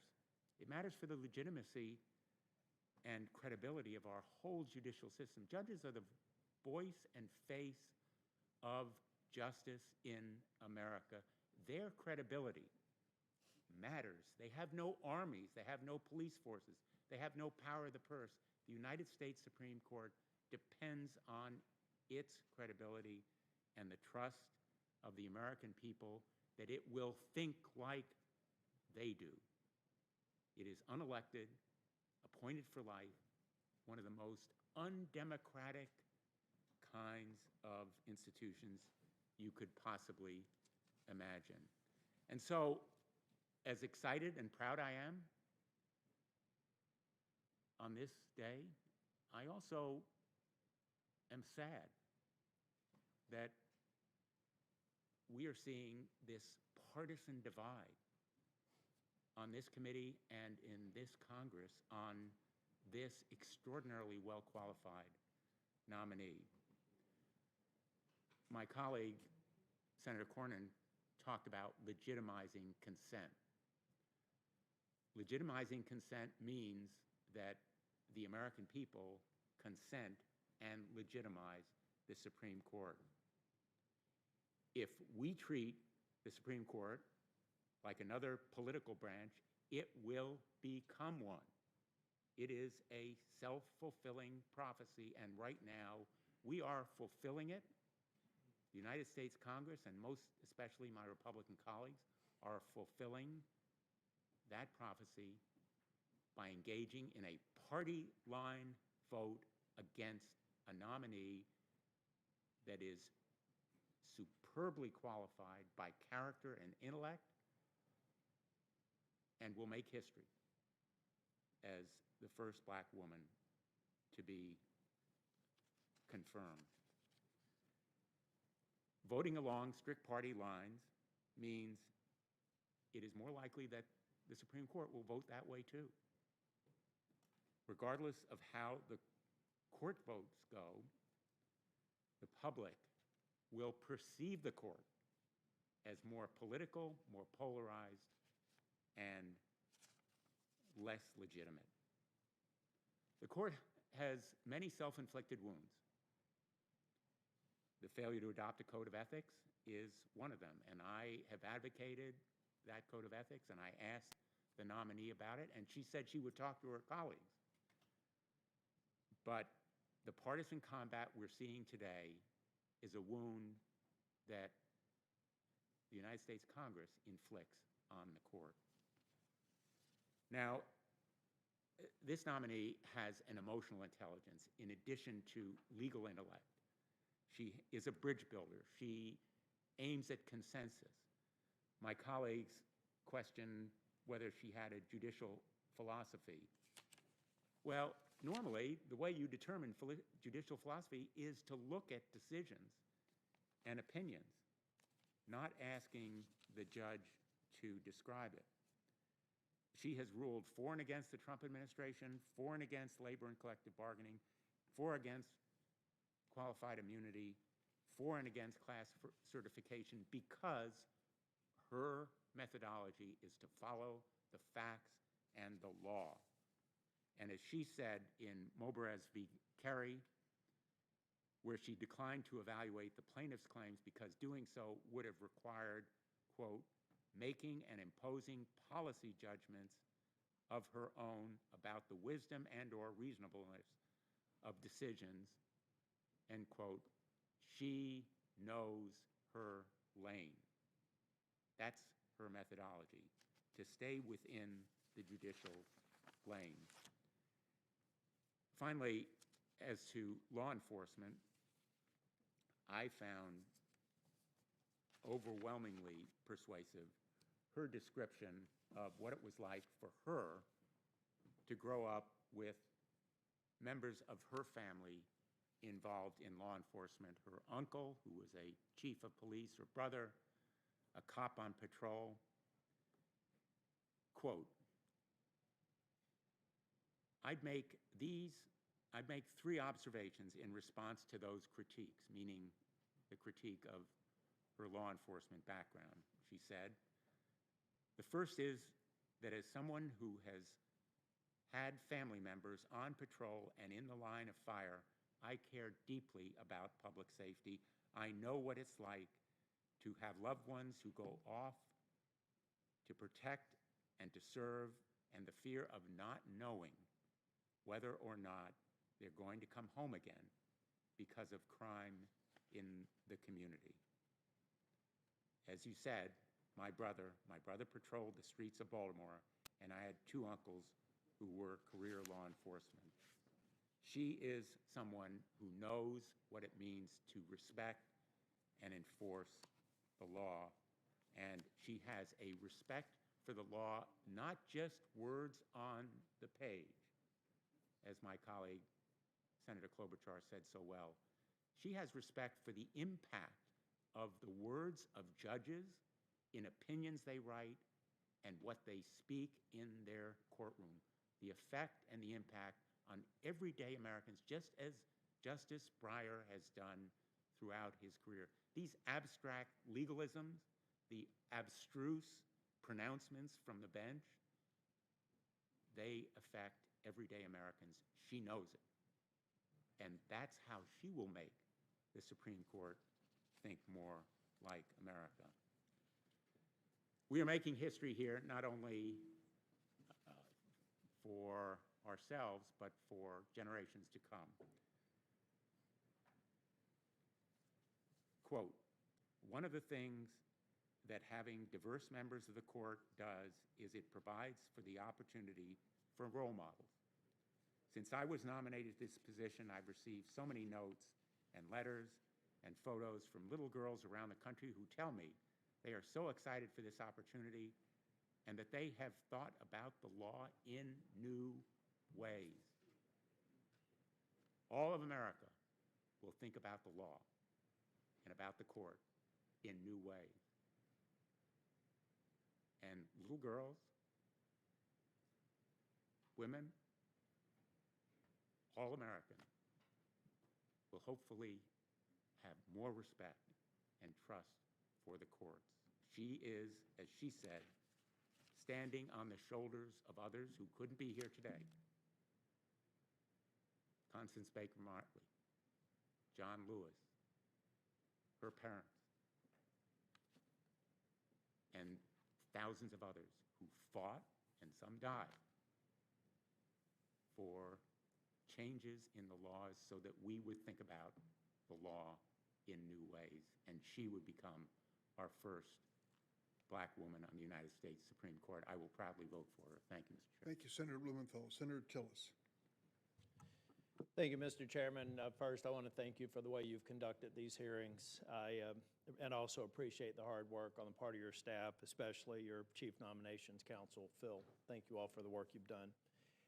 As I said last week, I'm not going to be supporting Judge Jackson's nomination. I sat through the majority of the hearings a couple of weeks ago and submitted more than 300 questions for the record. I just have come down to believe that she may do the very thing I'm most concerned with, and that's rule on cases in a way that achieves a preferred policy outcome, not necessarily what the Constitution dictates. Probably the Make the Road case is probably the best example, where the plain text of the statute was looked past. A nationwide injunction was imposed only to be struck down by the D.C. Circuit. But the other thing that makes me feel like it may come to pass that she does rule outside of the plain text of the Constitution or the law is the number of people who do support her that I take at face value what she said. I asked her if she had any connection with the Arabella Group or Demand Justice, some of these other radical liberal activist organizations. She said she didn't, but she's on their top pick list everywhere you go, whether it's Demand Justice, short list for President Biden, Sierra Club, a number of the other organizations within the Arabella radical liberal activist groups seem to think that she would be a good addition to the court. And their activist outcomes couldn't be further from what I want to see with respect to the future of our nation. But I'm also concerned that Judge Jackson wouldn't take a stand on my question about packing the court. Now, I know some people have said that Judge Barrett, now Justice Barrett, did not answer the question directly. It's a very different question now than it was when Judge Barrett was here. Because now we have these same groups, Demand Justice and others, they have organizations focused on nuking the filibuster. And on January the 19th, we came really close to doing that. And we all know that if that occurred, it laid the predicate for expanding the Supreme Court. I, for one, it won't be the sole factor, but I, for one, if I have an opportunity to sit on this committee and consider a future Supreme Court justice, it will be a weighted factor in my decision whether it's coming forward from a Democrat judge or a Republican judge with respect to being considered on the Supreme Court. I think a simple answer, very similar to what Justice Ginsburg and Justice Breyer done, would have been a great way to calm my fear about the worst possible thing. We could talk about these hearings being politicizing and divisive, but nothing would be more politicizing, divisive, and destructive to the Supreme Court than to expand it and pack it. So those and other reasons, including some of the responses to my more than 300 questions for the record, I'm not going to be supporting Judge Jackson. I am a realist. I know that she's going to be confirmed. I think we've had a colleague on our side of the aisle also announce support. And I just wish her family very well. I got an opportunity during one of the breaks to go up to her parents, and I told them that they clearly raised her right. I mean, she's the realization of an American dream, and they should be very proud, and the supporters here should be very proud of her. This is not about the content of her character. I think I judge that to be very strong. This has to do with future decisions where I believe, and I hope that I'm proven wrong, that Justice Jackson may go in a direction that runs counter to much of what we talked about today. I will not be supporting her nomination, but I do wish her and her family well, and I look forward to maybe everyone listening to what they said today, and in the future, whether it's a Supreme Court hearing or a Circuit Court hearing, exercise some of those words with respect to our individual behavior and action. Thank you, Mr. Chair. Thanks, Senator Tillis. And now Senator Hirono. Thank you, Mr. Chairman, and I welcome everyone in the audience here for this historic committee vote. Mr. Chairman, Judge Jackson withstood more than 18 hours of questioning during her nomination hearing. Most members asked her questions about her experience, record, and methodology for deciding cases. But some members took statements she had said or written out of context and tried to smear Judge Jackson with unfair and ugly accusations. As Senator Booker so aptly described it, Judge Jackson showed grit and grace through the entire hearing. She never returned these personal attacks. She gave substantive answers when it was possible and when senators gave her the opportunity to do so. And she corrected the attempts to distort and malign her record patiently and repeatedly. To highlight the misguided attacks around the sentencing of child pornography cases, I questioned Judge Jackson about the history of the sentencing guidelines for these crimes and the concerns that these guidelines do not reflect what's happening with child pornography offenses. And these facts bear repeating. A decade ago, the U.S. Sentencing Commission first addressed the issue of sentencing in this area.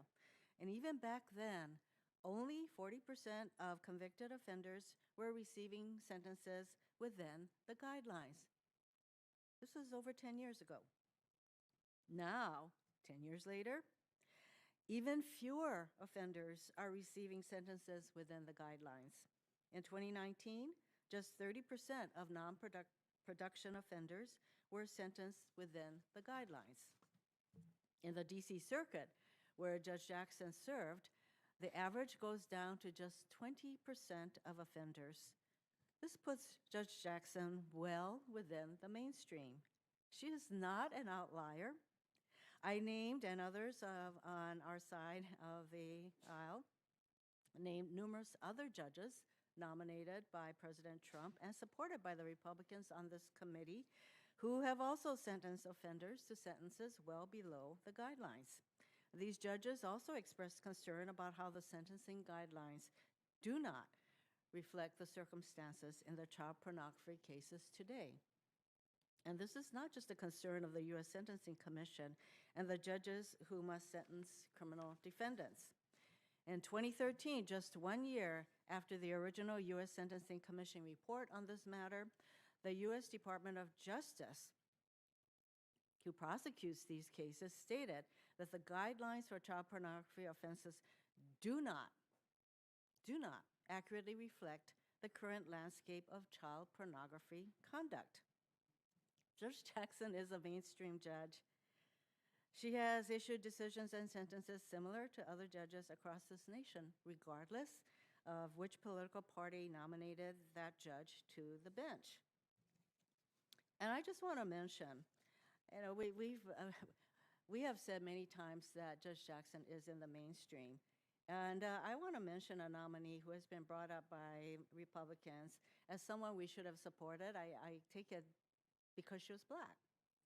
And this person, again, her name was brought up several times by Republican colleagues today, Janice Rogers Brown, a Black nominee. And apparently it was for the proposition that the Democrats had a chance to support this judge because she's Black, because they seem to be making the argument that that's why we Democrats are supporting Judge Jackson, not because Judge Jackson is so eminently qualified.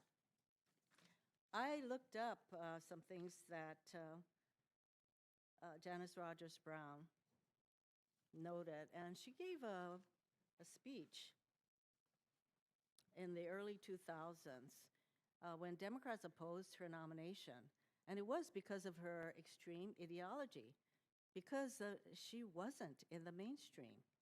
For example, in this speech that I'm referring to before the Federalist Society, she railed against the role of government, claiming that government results in war in the streets, this is direct quoting, and families under siege, among other, I would say, rather incendiary and extremist views.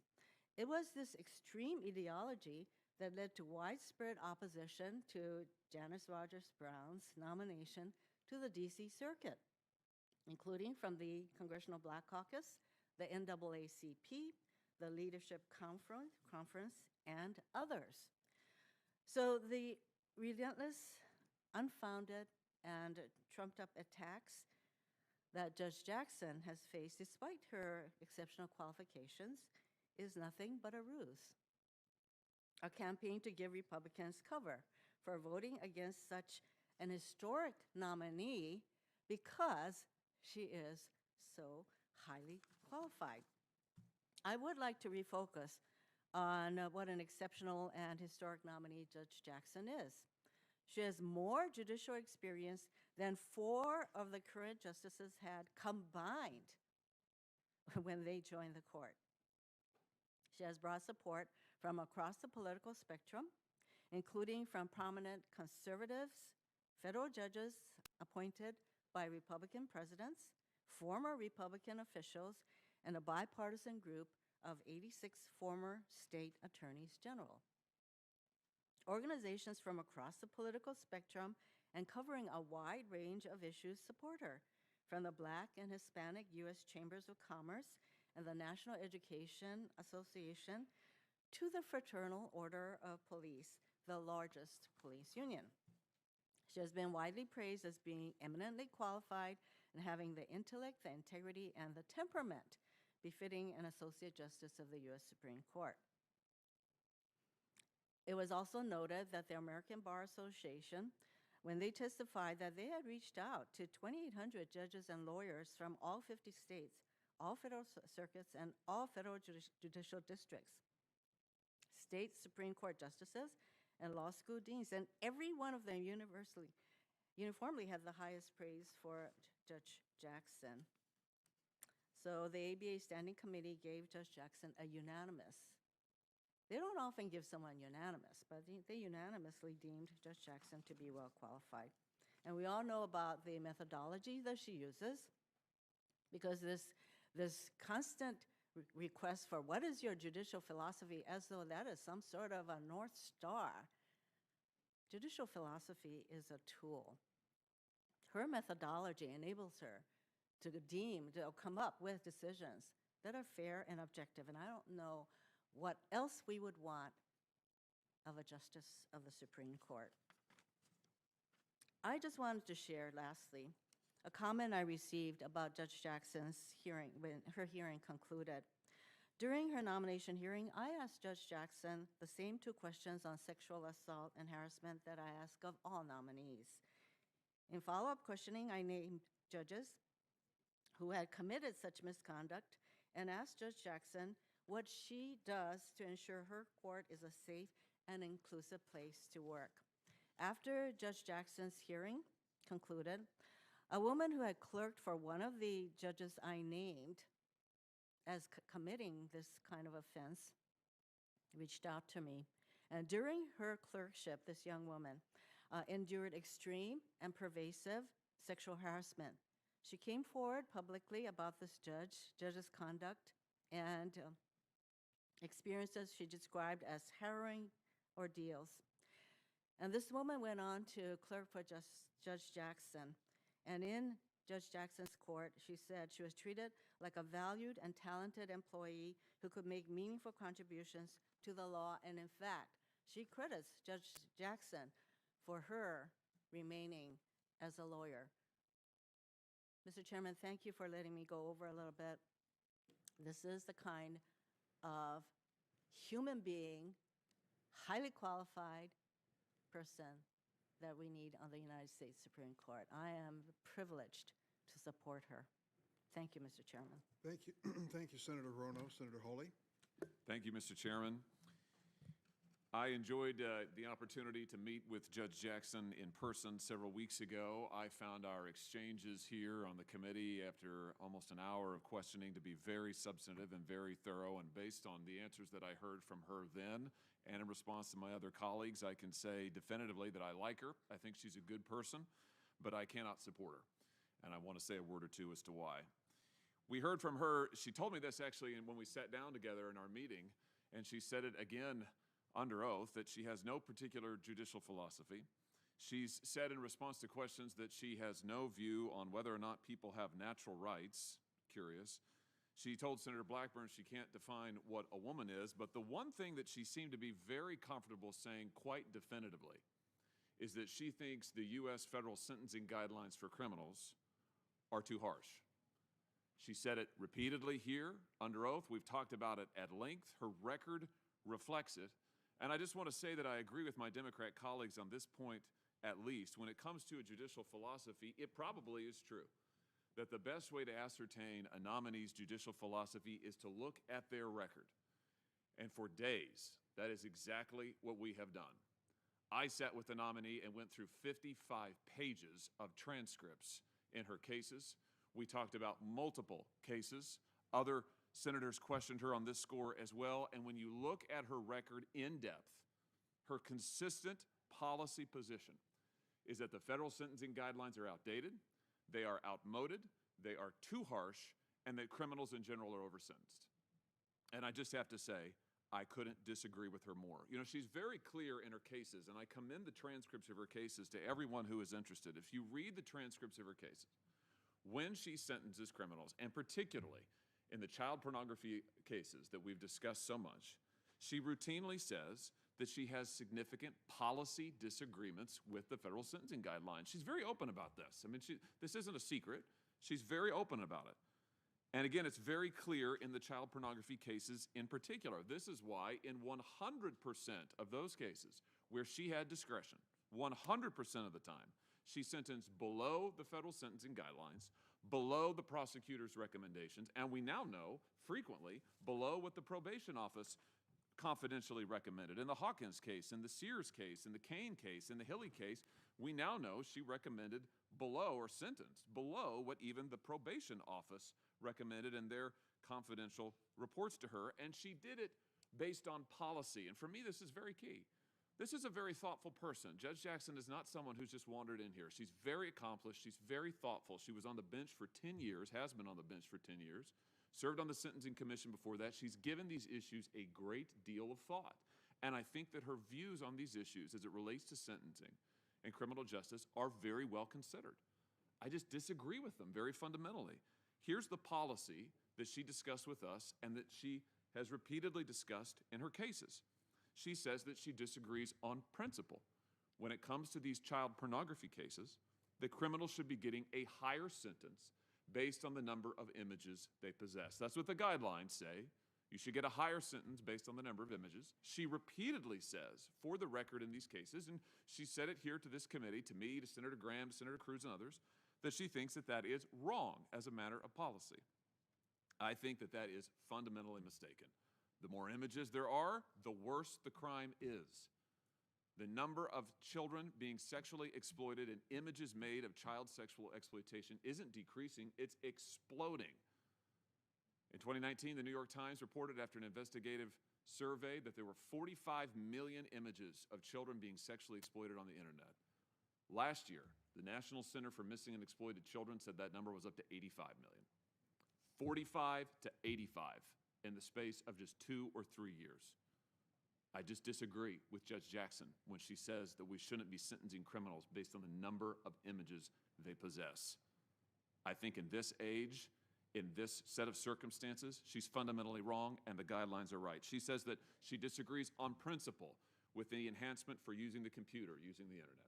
She made that very clear. She says it in the cases over and over. Fair enough, but I think she's wrong. In an age when child exploitation is driven by these images that are exploited, are distributed through the internet, through computers, to set aside computer use as a reason to give a higher sentence, to ignore the guidelines on this, I think is a mistake. I think it is a very fundamental mistake. She said that she doesn't give enhancements based on the sadistic nature of the images. She said that over and over in the cases we looked at. In the Hawkins case, she says it. In the Cooper case, she says it. I also think that that is fundamentally mistaken as a matter of substantive policy. I do think that if you have a criminal defendant who possesses images that are sadistic in nature, where children, babies, are being sadistically sexually abused, that person ought to spend more time in jail. I do think that is worse than a criminal of another variety, of another type. And I'm not the only one. Prosecutors, including a prosecutor who testified to us 2 weeks ago, who are experts in human trafficking, have made the same point. This prosecutor who was before us here on the committee, she spent 18 years prosecuting these crimes. Her testimony was an offense that involves a computer is worse than an offense that involves the mail. An offense that involves more images is worse than an offense that involves fewer. An offense that involves young children is worse than an offense involving older children. Judge Jackson's view is that we should treat everyone more leniently because more and more people are committing worse and worse child sex offenses. I'd say exactly the opposite is what we should be doing. If more people are committing worse child sex offenses, if there are more images, if the images are more graphic and exploitative in nature, then more people ought to be spending more time behind bars. And here again, I would submit to you that her judicial philosophy on this point is why she is consistently sentenced below not just the guidelines, not just the prosecutors, but as we have seen, the national average in these cases, and even below her colleagues in the D.C. Circuit. And by the way, Judge Jackson's aware of this. If you look at the transcripts of her cases, Judge Jackson, to her credit, by the way, she's very thorough. Judge Jackson frequently will ask the U.S. Sentencing Commission for data on what the averages are for this kind of a crime in other courts and in her court. In the Cooper case, for instance, Judge Jackson, this is another one of the child porn cases, Judge Jackson looked to statistics about the average sentence given to similarly situated defendants. She asked the Sentencing Commission to calculate this. Her own statistics, or really the Sentencing Commission statistics, revealed that she sentenced Cooper, in this case the defendant, to 41 months below the national average. I know that because she knows it. She cites it. It's in the transcript. Here's my point. Judge Jackson, as a matter of policy, sentences below the national averages, below her colleagues, and by the way, the prosecutors know it. Read the transcripts. The prosecutors come into court, and when they appear before her, they say, Judge, we know that you have policy disagreements with the guidelines. We know that you think they over-sentence. We know you think they're too harsh. They know it. They argue with her based on it. Some cases pleading with her, at least give the defendants. In the Hawkins case, this is the 18-year-old who had thousands of images, all those videos of young children. They plead with her, at least give him 2 years. That was below the guidelines. At least give him 2 years. She gave him 3 months. I think this is why, this core judicial philosophy is why we see her doing things like apologizing to some of these offenders, just like she apologized to Wesley Hawkins. She said she was sorry for him. Now listen, I just have to say, I'm not sorry for him. I'm not sorry for these offenders. I am not sorry for the offenses they have committed and where they have gotten themselves to. They should go to jail. They should go to prison. And my fundamental disagreement with Judge Jackson is not based on her character or her integrity or her accomplishments. I think those things are beyond question. It's based on her policy and her philosophy. And I think on these core issues, she is just dead wrong. Now let me just say this finally in conclusion. We've heard in Judge Jackson's defense, and I don't know it's really much of a defense. I know she didn't say these things, but in her defense by the White House and members of this committee, we've been told things like the child pornography is actually all a conspiracy. It's not real. It's just a conspiracy. It's made up. Let me just say for the record, sex crimes against children are not fiction. They are not a conspiracy. There are 85 million images of children being exploited available on the internet. I'm a former prosecutor. These are real crimes. I'm a father of 3 young children. These are real children. And these aren't victimless crimes. Just because they're images doesn't mean real kids aren't involved. As we heard testimony from prosecutors and experts just 2 weeks ago, child pornography creates a cycle of trafficking, of exploitation, of abuse. It is the children here who are the victims, not the criminals. On that core point, I disagree fundamentally with Judge Jackson. I wish her well, but I cannot support her nomination. Thank you, Mr. Chairman. Senator Booker. Mr. Chairman, I want to thank you and the ranking member for doing everything you could to have a good hearing. And I really mean that, Mr. Chairman. You have been, to me, one of the great mentors of mine in the Senate, but watching you here is the best of Durbin, your best hits, I think, in trying to do this. And I will say to the guy you're smiling at right now, I don't know if I help you or hurt you when I say such nice things about you, sir, but you are a gentleman. I spent a lot of time in Iowa, and you exemplify Iowa nice, and I appreciate the way you've done it. This has been an interesting experience. I often think maybe we should be holding this hearing during December because, Mr. Chairman, I don't know if you know about the vaunted holiday of Festivus, which is the holiday for the rest of us during the holidays. And one of the aspects of Festivus is the airing of grievances. And I think that we've had probably the best Festivus celebration here in this hearing over the last week or so, because there's been a lot of airing of grievances. Now, I'm one of these people that thinks that there's no false equivalency here, that the grievances that I've seen since I've been here, from the ridiculousness of Merrick Garland and when he was nominated, not even having a hearing, not even meeting with him, or even some of the language. I recently looked at one of the quotes from one of the people on this committee on the Republican side, who talked about if Hillary Clinton won, we should just leave any Supreme Court vacancies if the Republicans control the court. But I'm also self-interrogated enough to know that I shouldn't just sit here and air my grievances and listen to their grievances. And that's why I'm really appreciative of Ben Sass, Senator Sass, and I think the Oxford English Dictionary is now a new word for next year, jackassery. I want to thank Tom Tillis. I don't, again, agree with his equivalencies on everything, but I see an earnest person trying to figure out how we can make sense of this place and return more to patriotism, less towards partisanship. And I've listened to every time he spoke. He's made appeals to those higher angels, and I'm grateful for that. I really do worry about where we are spiraling towards. I worry about hearings like this, where the majority of people on both sides, I think, were well within the zone, but I heard things that were just ridiculous and painful and hurtful. And I do worry, and I hope that maybe when the cameras are off and some of us can get together and talk about how do we repair and how do we heal. I have not resigned myself to the inevitability of this is where the United States Senate is going.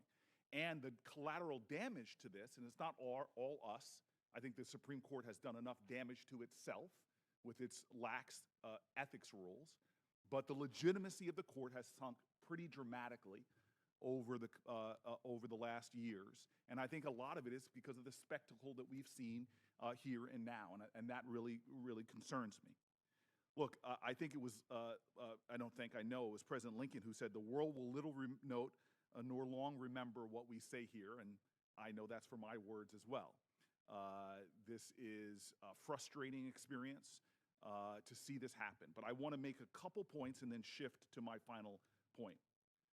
I think we do real damage to our own agendas here as elected leaders when we so vilify each other that we create these caricatures. I made the mistake in one Supreme Court hearing, and it was not intentional, but even when it came out of my mouth, in talking about a Supreme Court justice, I used the word evil. I did not intend to do it, and if context, I think, might save me, but how horrible it is to describe another human being with terms like I've heard here, evil. I remember my governor, who was a Republican, my friend, was running for president, and the right had so vilified Obama, had so dehumanized him, that when my governor and Obama hugged after a natural disaster, it was used in campaign commercials against my governor, and he dropped over 10 points because he did the sin of somebody that we had so vilified, so demonized, that human interaction, that a hug is such a violation of our tribe that it actually hurt them. I sometimes see some of my friends that might run for president on the other side. I think I might foil their campaigns by going around hugging them. Because that's where we've gotten in America right now. We have so vilified each other. And that's why I just want to address the absurdity of the vilification of Judge Ketanji Brown Jackson. Even the rhetoric I've heard used here, I kept writing things down. Judge Jackson is not an extremist. She is not out of the judicial norm. I've heard language, I won't read through all the attacks on her that I've heard in this hearing today, not to mention the previous days. I'm sorry, who does the American public want to believe? A bunch of elected senators or the independent folks are out there? To say she's an extremist on crime belies the fact that she has law enforcement group after law enforcement group supporting her. So if you want to say that she is an extremistly soft on crime, then you're saying that about the FOP, you're saying that about the IACP. Go through all the organizations. If I hear another person trying to wrap themselves in the obvious that all 22 of us find abhorrent sexual crimes and somehow want to glorify themselves to being, hey, I'm a prosecutor. Well, both people on both sides. I got my back full of prosecutors over here. And I see noble people that did the Lord's work of prosecuting these crimes as well. But here's the absurdity to say that somehow she is not strong against these cases. Again, these are just lies. A senator just said, I believe the guidelines are right. Well, obviously, Republican-appointed judges don't agree with him, because the norm in many states is 70 to 80% of judges going before the guideline. And if that statement is correct, then why didn't you vote against every one of those Republican judges that was not following the guidelines, as most don't? You could try to create a straw man here, but it does not hold. And it's just frustrating to me to listen to people trying to create a caricature of a human being whose family is law enforcement, who is a parent, and who is well within the norm on these cases. And again, I'm an elected official just like my colleagues on the other side, so don't believe me. Believe all the victims' rights advocates that have written in on this issue. There are organizations that represent hundreds and hundreds of organizations on victims of sexual assault, women and children. I don't need to read the horrific stuff that they deal with every single day, but God bless America.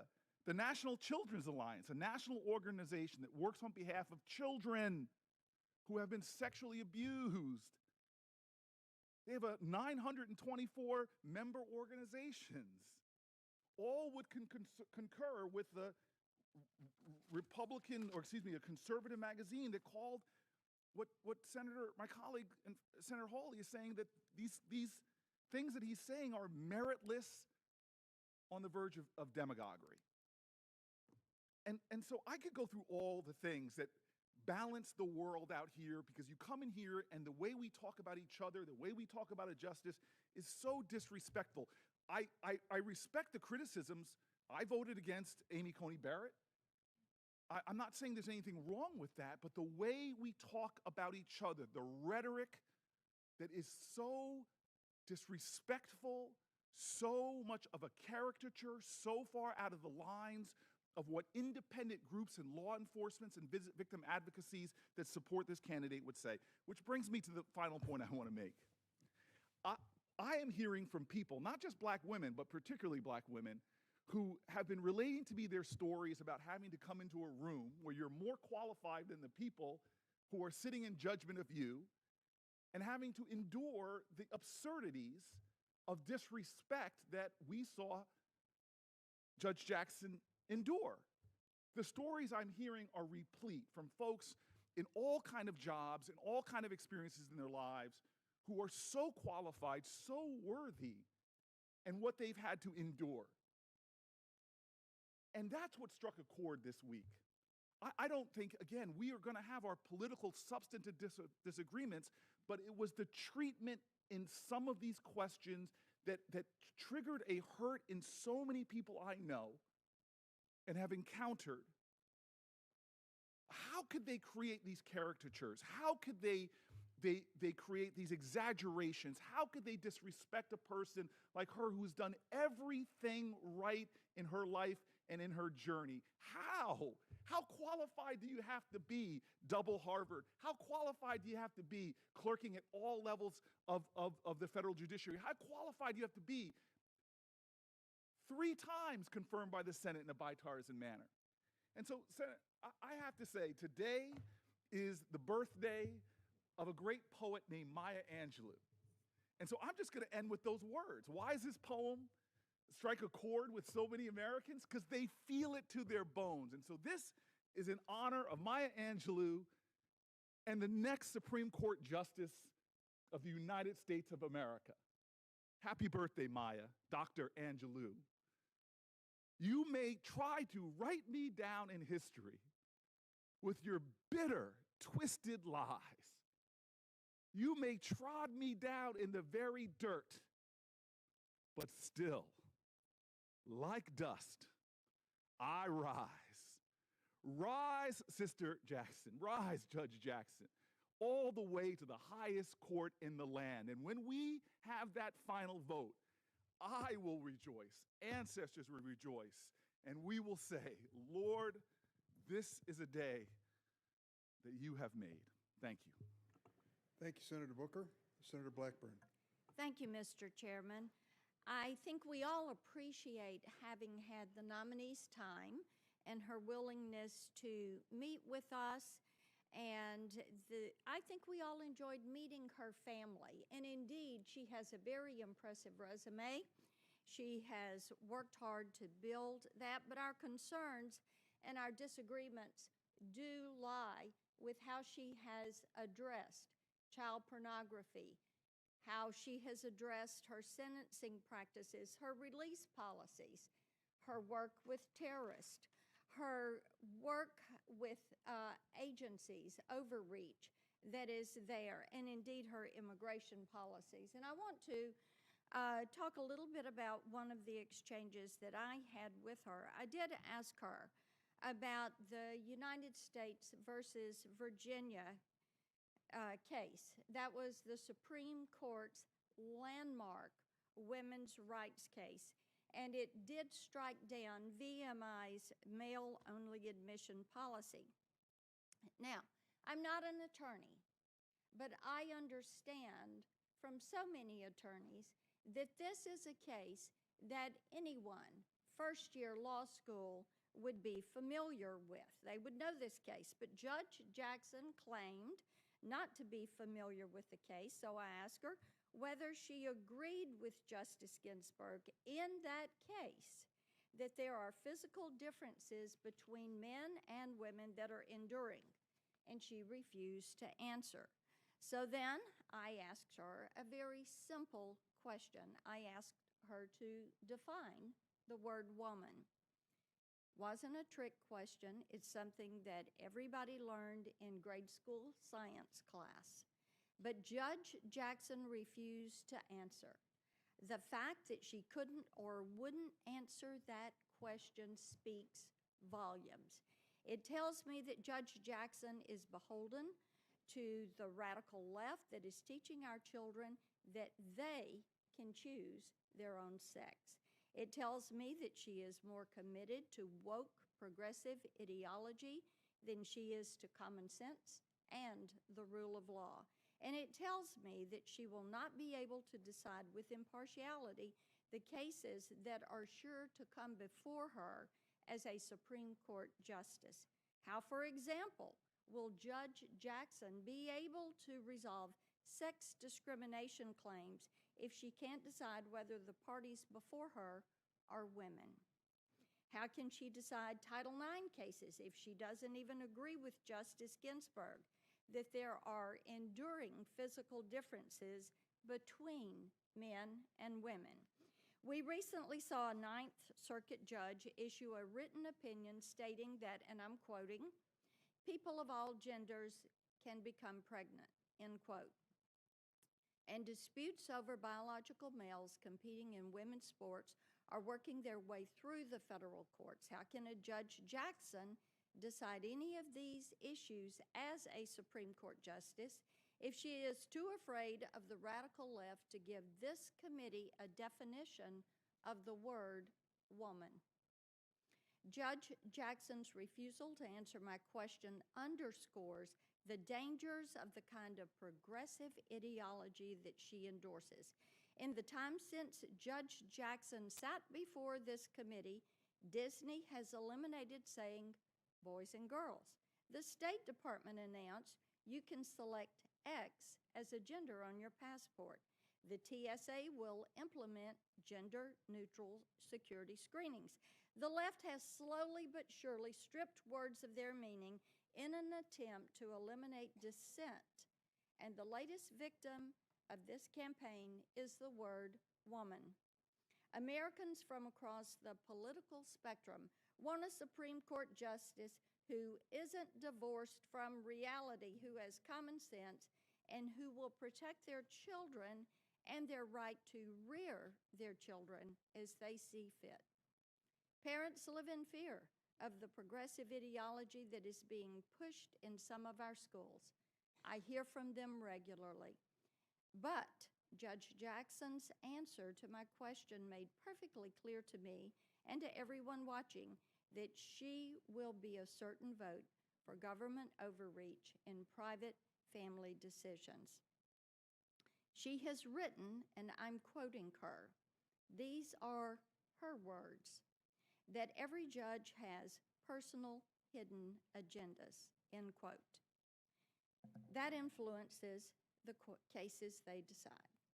While that may not be true for all judges, it is of concern at many cases, and it is of concern that this is her view. This hearing, the judge's record, have made it clear that she will interpret the Constitution through the lens of progressive ideology. Her refusal to define a simple word, woman, is only one example of many. Another is her desire to make excuses for some of society's worst offenders. She has suggested that we are too tough on child predators, and as a judge, she has ensured that these offenders receive some of the lightest sentences possible. She serves on the board of a K-12 school that teaches kindergartners that they can choose their own sex and teaches them about so-called white privilege. And she has praised the now discredited 1619 Project and has stated that judges should consider critical race theory in sentencing criminal defendants.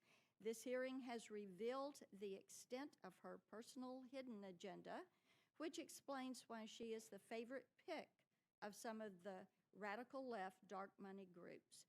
But the role of a Supreme Court justice is to interpret the law, not to take up arms in a culture war. She promised the committee that she would decide cases from a neutral posture and that she would rule consistent with her judicial oath. While she may be sincere in that pledge, I still have concerns that her ideology may influence her jurisprudence. As I told her, her primary commitment must be to the Constitution, not progressivism. For those reasons, I am certainly going to vote no for Judge Jackson. Before I close, Mr. Chairman, I did want to address a point of process. You have repeatedly dressed down my Republican colleagues and me for asking Judge Jackson tough questions. You did it throughout the hearings, you did it at last week's markup, and you've done it repeatedly in the media, including before we even had a chance to ask a question. You called our questions vile, baseless, and imputed dishonorable motives to us. My colleagues and I expressed legitimate concern that Judge Jackson sentenced child pornography offenders to less prison time than the national average. Judge Jackson and my Democrat colleagues claimed that the probation reports justified her decision, so we asked to see them. It was a reasonable request, but you responded by insinuating that we wanted to hurt children, and you specifically questioned why I, as a mother, would take that position. That was a surprising comment. We want to make one thing clear. Questions are not attacks. Confirming a Supreme Court justice is one of our most important duties as United States Senators. This is a lifetime appointment, and it would be a dereliction of duty to our constituents not to ask tough questions. Thank you, Senator Blackburn. Since you raised a question about me personally, I'm going to respond personally. And I would just tell you that I have said repeatedly and will repeat at this moment, the majority of questions coming from the Republican side of the aisle were fair, respectful, and asked tough questions because that's what we're here for, to ask tough questions about somebody aspiring to a lifetime appointment to the highest court in the land. I took exception to several of my Republican friends. I never named a name, so if anyone took it personally, that's their decision. If the shoe fits, I think they went too far. And I think some of the things they said about this judge don't reflect the reality of who she is and what she has accomplished in her life. And I think it was my responsibility to try to keep us on the straight path of judging her in a fair manner. The point about pre-sentencing reports, I will repeat so there's no question. This Judiciary Committee has never requested pre-sentencing reports. And I was not going to be party to that effort that some of them suggested in writing to me. I then spoke to several Republican senators, and we talked about the details, and they said, oh, I didn't realize that's what we were asking for. You're right, we shouldn't get those reports. Why? Those reports are created by courts to sentence an individual. They are confidential in nature. They interrogate not only the defendant, but they interrogate a lot of innocent third parties, even children who are survivors. They come up with information which is seen only by a judge, as it should be. And they have to realize that what they say about the defendant or about the defendant's family or their relationship with them, and some of it can be very personal and very specific, is never expected to leave the courthouse and find its way into this committee. I'm just not going to be party to that, Senator. I'm sorry.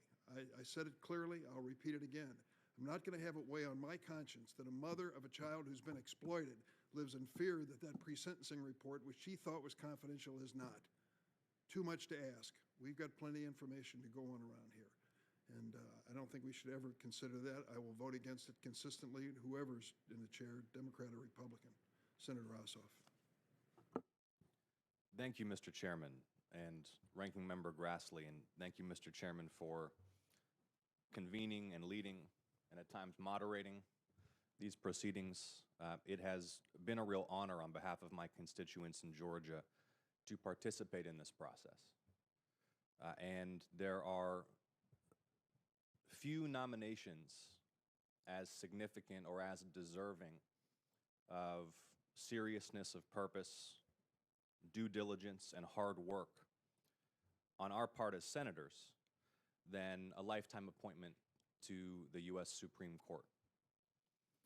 I have approached these proceedings acutely conscious of the gravity of our obligation to do our constitutional duty, as my constituents in Georgia expect. And I entered this process with an open mind. I met at length with the nominee in private. My staff and I reviewed her record and writings and qualifications in detail. I had the opportunity to ask questions of Judge Jackson for nearly an hour in the several days of public proceedings that we held here in the committee. And you know, as a new member of the committee, Mr. Chairman, I'll confess that some of the back and forth about process and precedents dating back decades was new for me. And it's clear that there are some hurt feelings, some grudges that members of the committee may be nursing. And I understand that. But we're tasked with something extraordinarily important here. And at its best, these proceedings should be a pinnacle for the Senate, a moment when we come together in public and we grapple with some of the basic principles of constitutional law. We subject a nominee for the highest court in the land to tough but fair questioning about their qualifications, their approach to the law. And so again, I want to thank you, Mr. Chairman, for consistently working to elevate these proceedings to their highest purpose. While she was testifying before the committee, I asked Judge Jackson about her approach to freedoms of speech, of assembly, to her understanding of the historical roots and significance of the First Amendment protection of the free exercise of religion. Engage with Judge Jackson to understand her approach to the Fourth Amendment, protections against unreasonable searches and seizures, and how she would approach such cases as new technologies present the court with new facts and circumstances. I engaged with the nominee about the Sixth Amendment right to counsel, the Gideon v. Wainwright decision, and her experience as a federal defender. We discussed the separation of powers, her understanding of the constitutional history and her approach to questions of the constraint of governmental and executive power. Throughout this process, I have been deeply impressed by Judge Jackson's professionalism, by her depth of knowledge, by her deep understanding of relevant case law, and by the seriousness with which she approaches her duties as a judge. Her record is one where she's ruled for labor and she's ruled for management. She's ruled for the Trump administration, she's ruled against the Trump administration. She's ruled for business, she's ruled for environmentalists. She's ruled in ways that would make liberal members of Congress happy and rules that would make conservative members of Congress happy. Without regard for her personal preferences, she has applied the law, and she walked us through the methodology by which she ensures that she arrives at neutral, fair, and impartial decisions. She conducted herself with great poise and strength and grace while under heavy questioning and at times attacks that, in my view, were cruel and unfair. And we had the opportunity, thanks to you, Mr. Chairman, to question independent, nonpartisan investigators from the American Bar Association who testified under oath that in the course of interviewing her colleagues from the bench and the bar, folks she had worked with throughout her life, undertaking a systematic review of her writings and decisional history, that they found no derogatory information whatsoever that raised concerns about her integrity, her impartiality, or her credibility, and in fact, that she has a sterling reputation with colleagues, whether they were arguing against her, whether she ruled for them or against her, throughout a legal career where she has built impeccable qualifications. She's worked as a federal defender. She'll bring that unique perspective to the Supreme Court. She's worked in private practice as a litigator. She's served as a federal judge at the district and appellate levels. And throughout her career, she has not just favorably impressed, but demonstrated superb and exceptional professionalism and capabilities, and that came through in the work that the ABA investigators did in reviewing her record. Mr. Chairman, Judge Jackson is poised now to make American history and to demonstrate to our fellow Americans and to the world what this country stands for at its very best. She has earned the respect of the nation through her exemplary conduct throughout this process. She will be a superb addition to the U.S. Supreme Court, and I look forward to enthusiastically voting to move her to the floor today and supporting her on the floor. And I thank you again, Mr. Chairman, for the privilege of being a part of these proceedings. Thank you, Senator Ossoff. Senator Kennedy.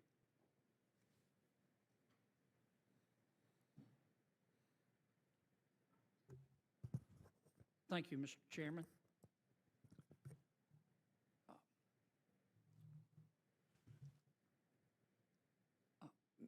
Men are free. The author of this quotation today would probably say people are free. And human life begins on the far side of despair.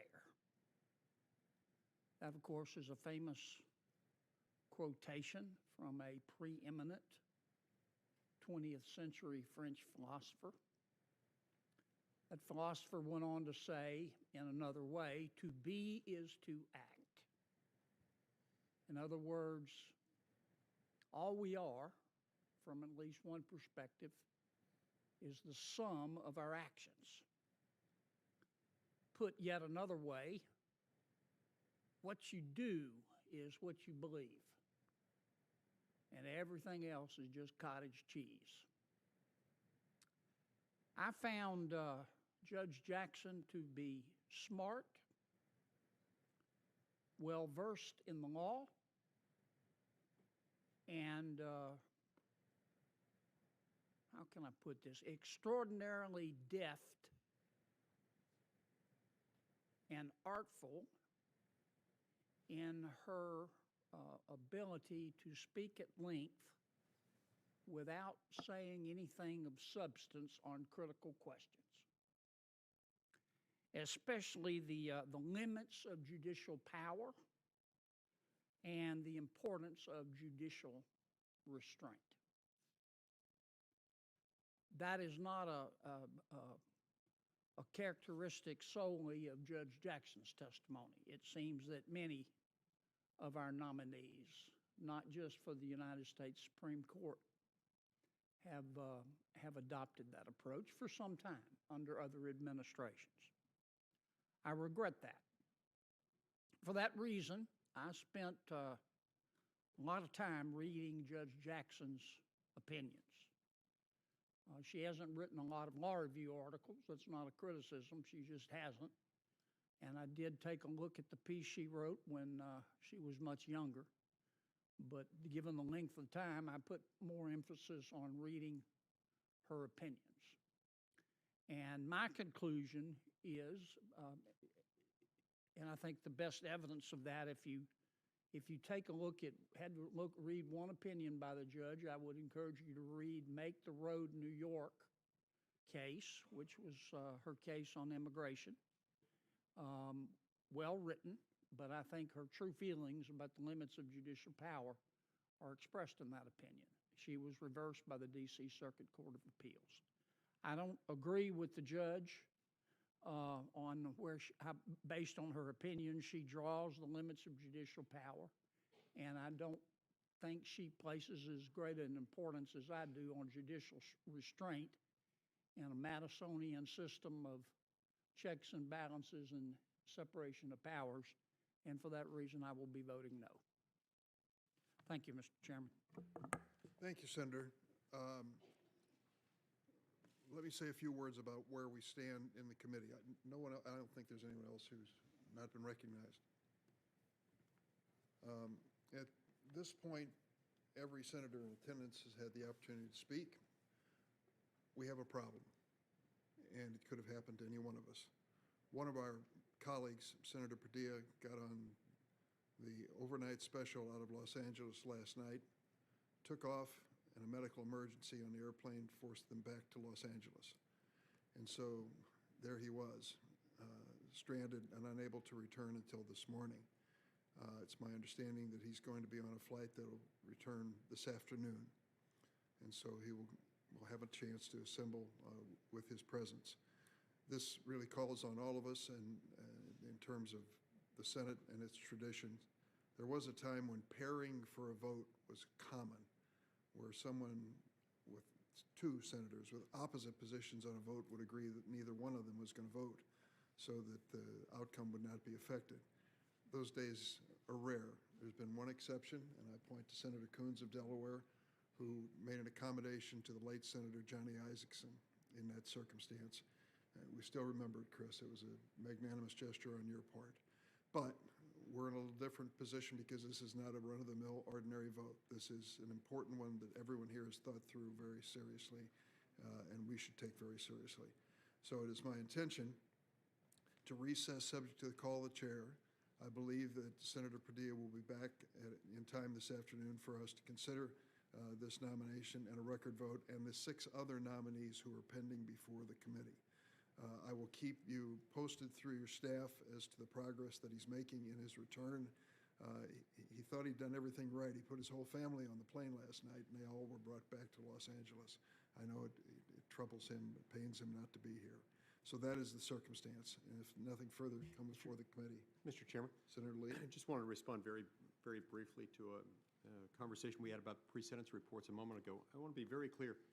Not one of us has suggested that any PSR should be released to the public. What we have said is that she made them relevant. She opened the door to them by saying that it was necessary to understand how she imposed sentences in those cases.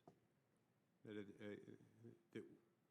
it would be apparent if we could see everything, including the pre-sentence report. So she opened the door to that, making them relevant. Not one of us has suggested that those ought to be publicly disclosed.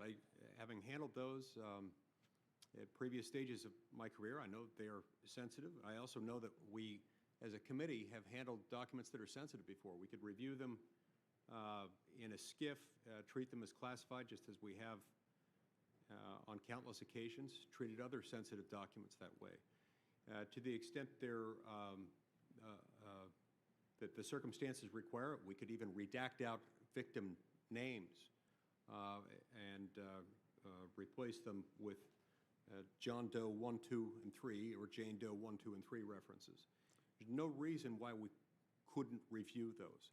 And it's, in any event, it's not fair. It's not a correct characterization to suggest that the decision is whether to make them public or leave them private. We're not arguing for that. We never have. Senator, that issue has been debated, and I'm glad to give you your point of view to express. But I just want to tell you, not on my watch. Not on my watch. Some mother protecting that child is not going to understand redaction and the oath to keep things secret in the United States Senate. I'm sorry. I'm not going to be the first senator to open up that door. I think too much of the process and the promise of confidentiality to do it, nor do I think it's necessary to judge this judicial nominee. So if there's nothing further, I'd ask that the committee stand in recess subject to the call of the chair.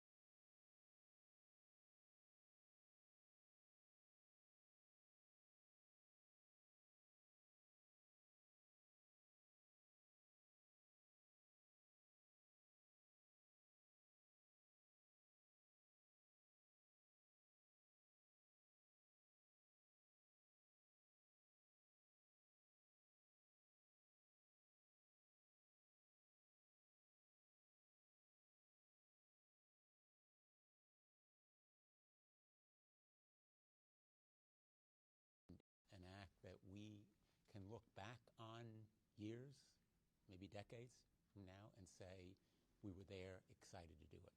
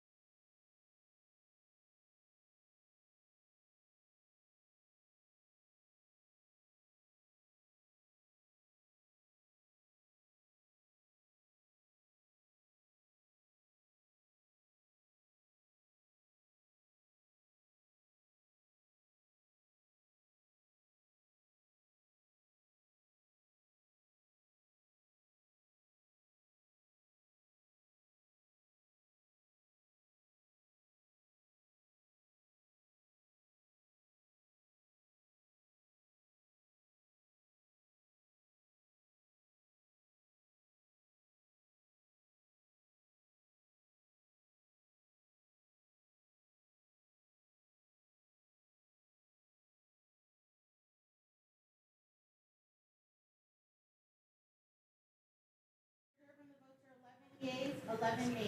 It's a tie vote. The committee has recorded a tie vote on Judge Jackson's nomination to be the Associate Justice of the Supreme Court of the United States. Pursuant to Section 3, subsection 1A of Senate Resolution 27 of the 117th Congress, I'll transmit to the Secretary of the Senate a notice of this tie vote. Next, we will vote on Judge Stephanie Davis, nominated to the Sixth Circuit Court of Appeals. Does anyone seek recognition? If not, the clerk will call the roll. Mr. Leahy. Aye. Mrs. Feinstein. Aye. Mr. Whitehouse. Aye. Ms. Klobuchar. Mr. Coons. Aye. Mr. Blumenthal. Aye. Ms. Hirono. Mr. Booker. Aye. Mr. Padilla. Aye. Mr. Ossoff. Mr. Grassley. No. Mr. Graham. I vote proxy. Mr. Cornyn. No. Mr. Lee. No. Mr. Cruz. No. Mr. Sass. Mr. Hawley. Mr. Cotton. No by proxy. Mr. Kennedy. No. Mr. Tillis. No by proxy. Oh.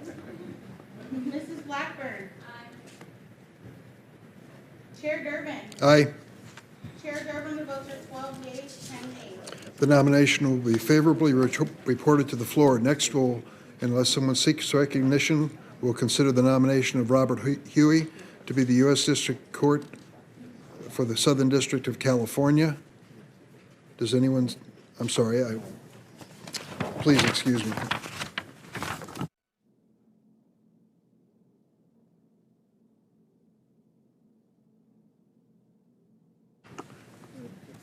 I'm sorry, on the previous roll call, would the clerk restate the vote? 13 yeas, 9 nays. The nomination will be favorably reported to the floor. Now, our next vote is Ariana Freeman, nominated to the Third Circuit. Does anyone seek recognition? If not, the clerk will call the roll. Mr. Leahy. Aye. Mrs. Feinstein. Aye.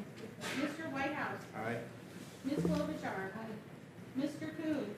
Aye. Mr. Blumenthal. Aye. Ms. Hirono. Mr. Booker. Aye. Mr. Padilla. Aye. Mr. Ossoff. Aye. Mr. Grassley. No. Mr. Graham. No by proxy. Mr. Cornyn. No. Mr. Lee. No. Mr. Cruz. No. Mr. Sass. No. Mr. Hawley. No. Mr. Cotton. No by proxy. Mr. Kennedy. Mr. Tillis. Mrs. Blackburn. Chair Durbin. Aye. Chair Durbin, the votes are 11 yeas, 11 nays. The committee has recorded a tie vote on Ms. Freeman's nomination to be U.S. Circuit Judge for the Third Circuit pursuant to Section 3 of subsection 1A of the Senate Resolution 27 of the 117th Congress. I'll transmit to the Secretary of the Senate a notice of the tie vote. Next, we vote on the nomination of Robert Huey to the U.S. District Court for the Southern District of California. Does anyone seek recognition? If not, the clerk will call the roll. Mr. Leahy. Aye. Mrs. Feinstein. Aye. Mr. Whitehouse. Aye. Ms. Klobuchar. Mr. Coons. Mr. Blumenthal. Ms. Hirono. Mr. Booker. Aye. Mr. Padilla. Aye. Mr. Ossoff. Mr. Grassley. No. Mr. Graham. Pass. Mr. Cornyn. No. Mr. Lee. No. Mr. Cruz. No. Mr. Sass. No. Mr. Hawley. No. Mr. Cotton. No by proxy. Mr. Kennedy. No. Mr. Tillis. Mrs. Blackburn. Chair Durbin. Aye. Chair Durbin, the votes are 12 yeas, 10 nays, 1 pass. The nomination, I'm sorry, 11 yeas, 10 nays, and 1 pass. 11, 10, and 1 pass, you say? Yes. The nomination will be favorably reported to the floor. We will now vote on Evelyn Padine, nominated to the District of New Jersey. Does anyone seek recognition? If not, the clerk will call the roll. Mr. Leahy. Aye. Mrs. Feinstein. Aye. Mr. Whitehouse. Aye. Ms. Klobuchar. Mr. Coons. Aye. Mr. Blumenthal. Aye. Ms. Hirono. Mr. Booker. Aye. Mr. Padilla. Aye. Mr. Ossoff. Mr. Grassley. No. Mr. Graham. Aye by proxy. Mr. Cornyn. No.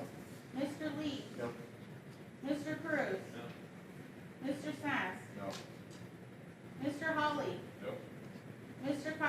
by proxy. Mr. Kennedy? No. Mr. Tillis? Mrs. Blackburn? Chair Durbin? Aye. Chair Durbin, the votes are 12 yeas, 10 nays. The nomination will be favorably reported to the floor. Up next is the nomination of Jennifer Reardon to the Southern District of New York. Does anyone seek recognition? If not, the clerk will call the roll. Mr. Leahy? Aye. Mrs. Feinstein? Aye. Mr. Whitehouse? Aye. Ms. Klobuchar? Mr. Coons? Aye. Mr. Blumenthal? Aye. Ms. Hirono? Aye. Mr. Booker? Aye. Mr. Padilla? Aye. Mr. Ossoff? Aye. Mr. Grassley? Aye. Mr. Graham? Aye by proxy. Mr. Cornyn? Aye. Mr. Lee? Aye. Mr. Cruz? Aye. Mr. Sass? Aye. Mr. Hawley?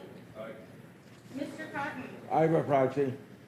Mr. Kennedy? Aye. Mr. Tillis? Aye. Mrs. Blackburn? Aye. Chair Durbin? Aye.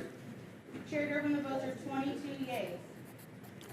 The nomination will be favorably reported to the floor. Last on our agenda is Vanessa Avery, nominated to be U.S. Attorney for the District of Connecticut. Anyone seek recognition? Senator Blumenthal.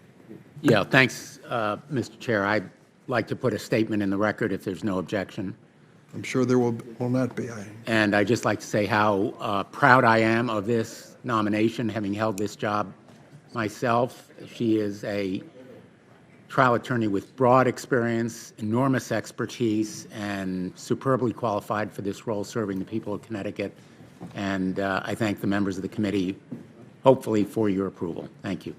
Thank you, Senator Blumenthal. The clerk will call the roll. Mr. Leahy? Aye. Mrs. I'm sorry. Excuse me. There may not be a need for a roll call vote. No, there's no need for a roll call. Okay, all those in favor of this nomination say aye. Aye. All those opposed, no. Pending the chair, the ayes have it, and the nomination is agreed to. Senator Lee recorded as no, Cruz as no, Hawley as no. So the nomination will be favorably reported to the floor. With that, this meeting of the Senate Judiciary Committee is adjourned.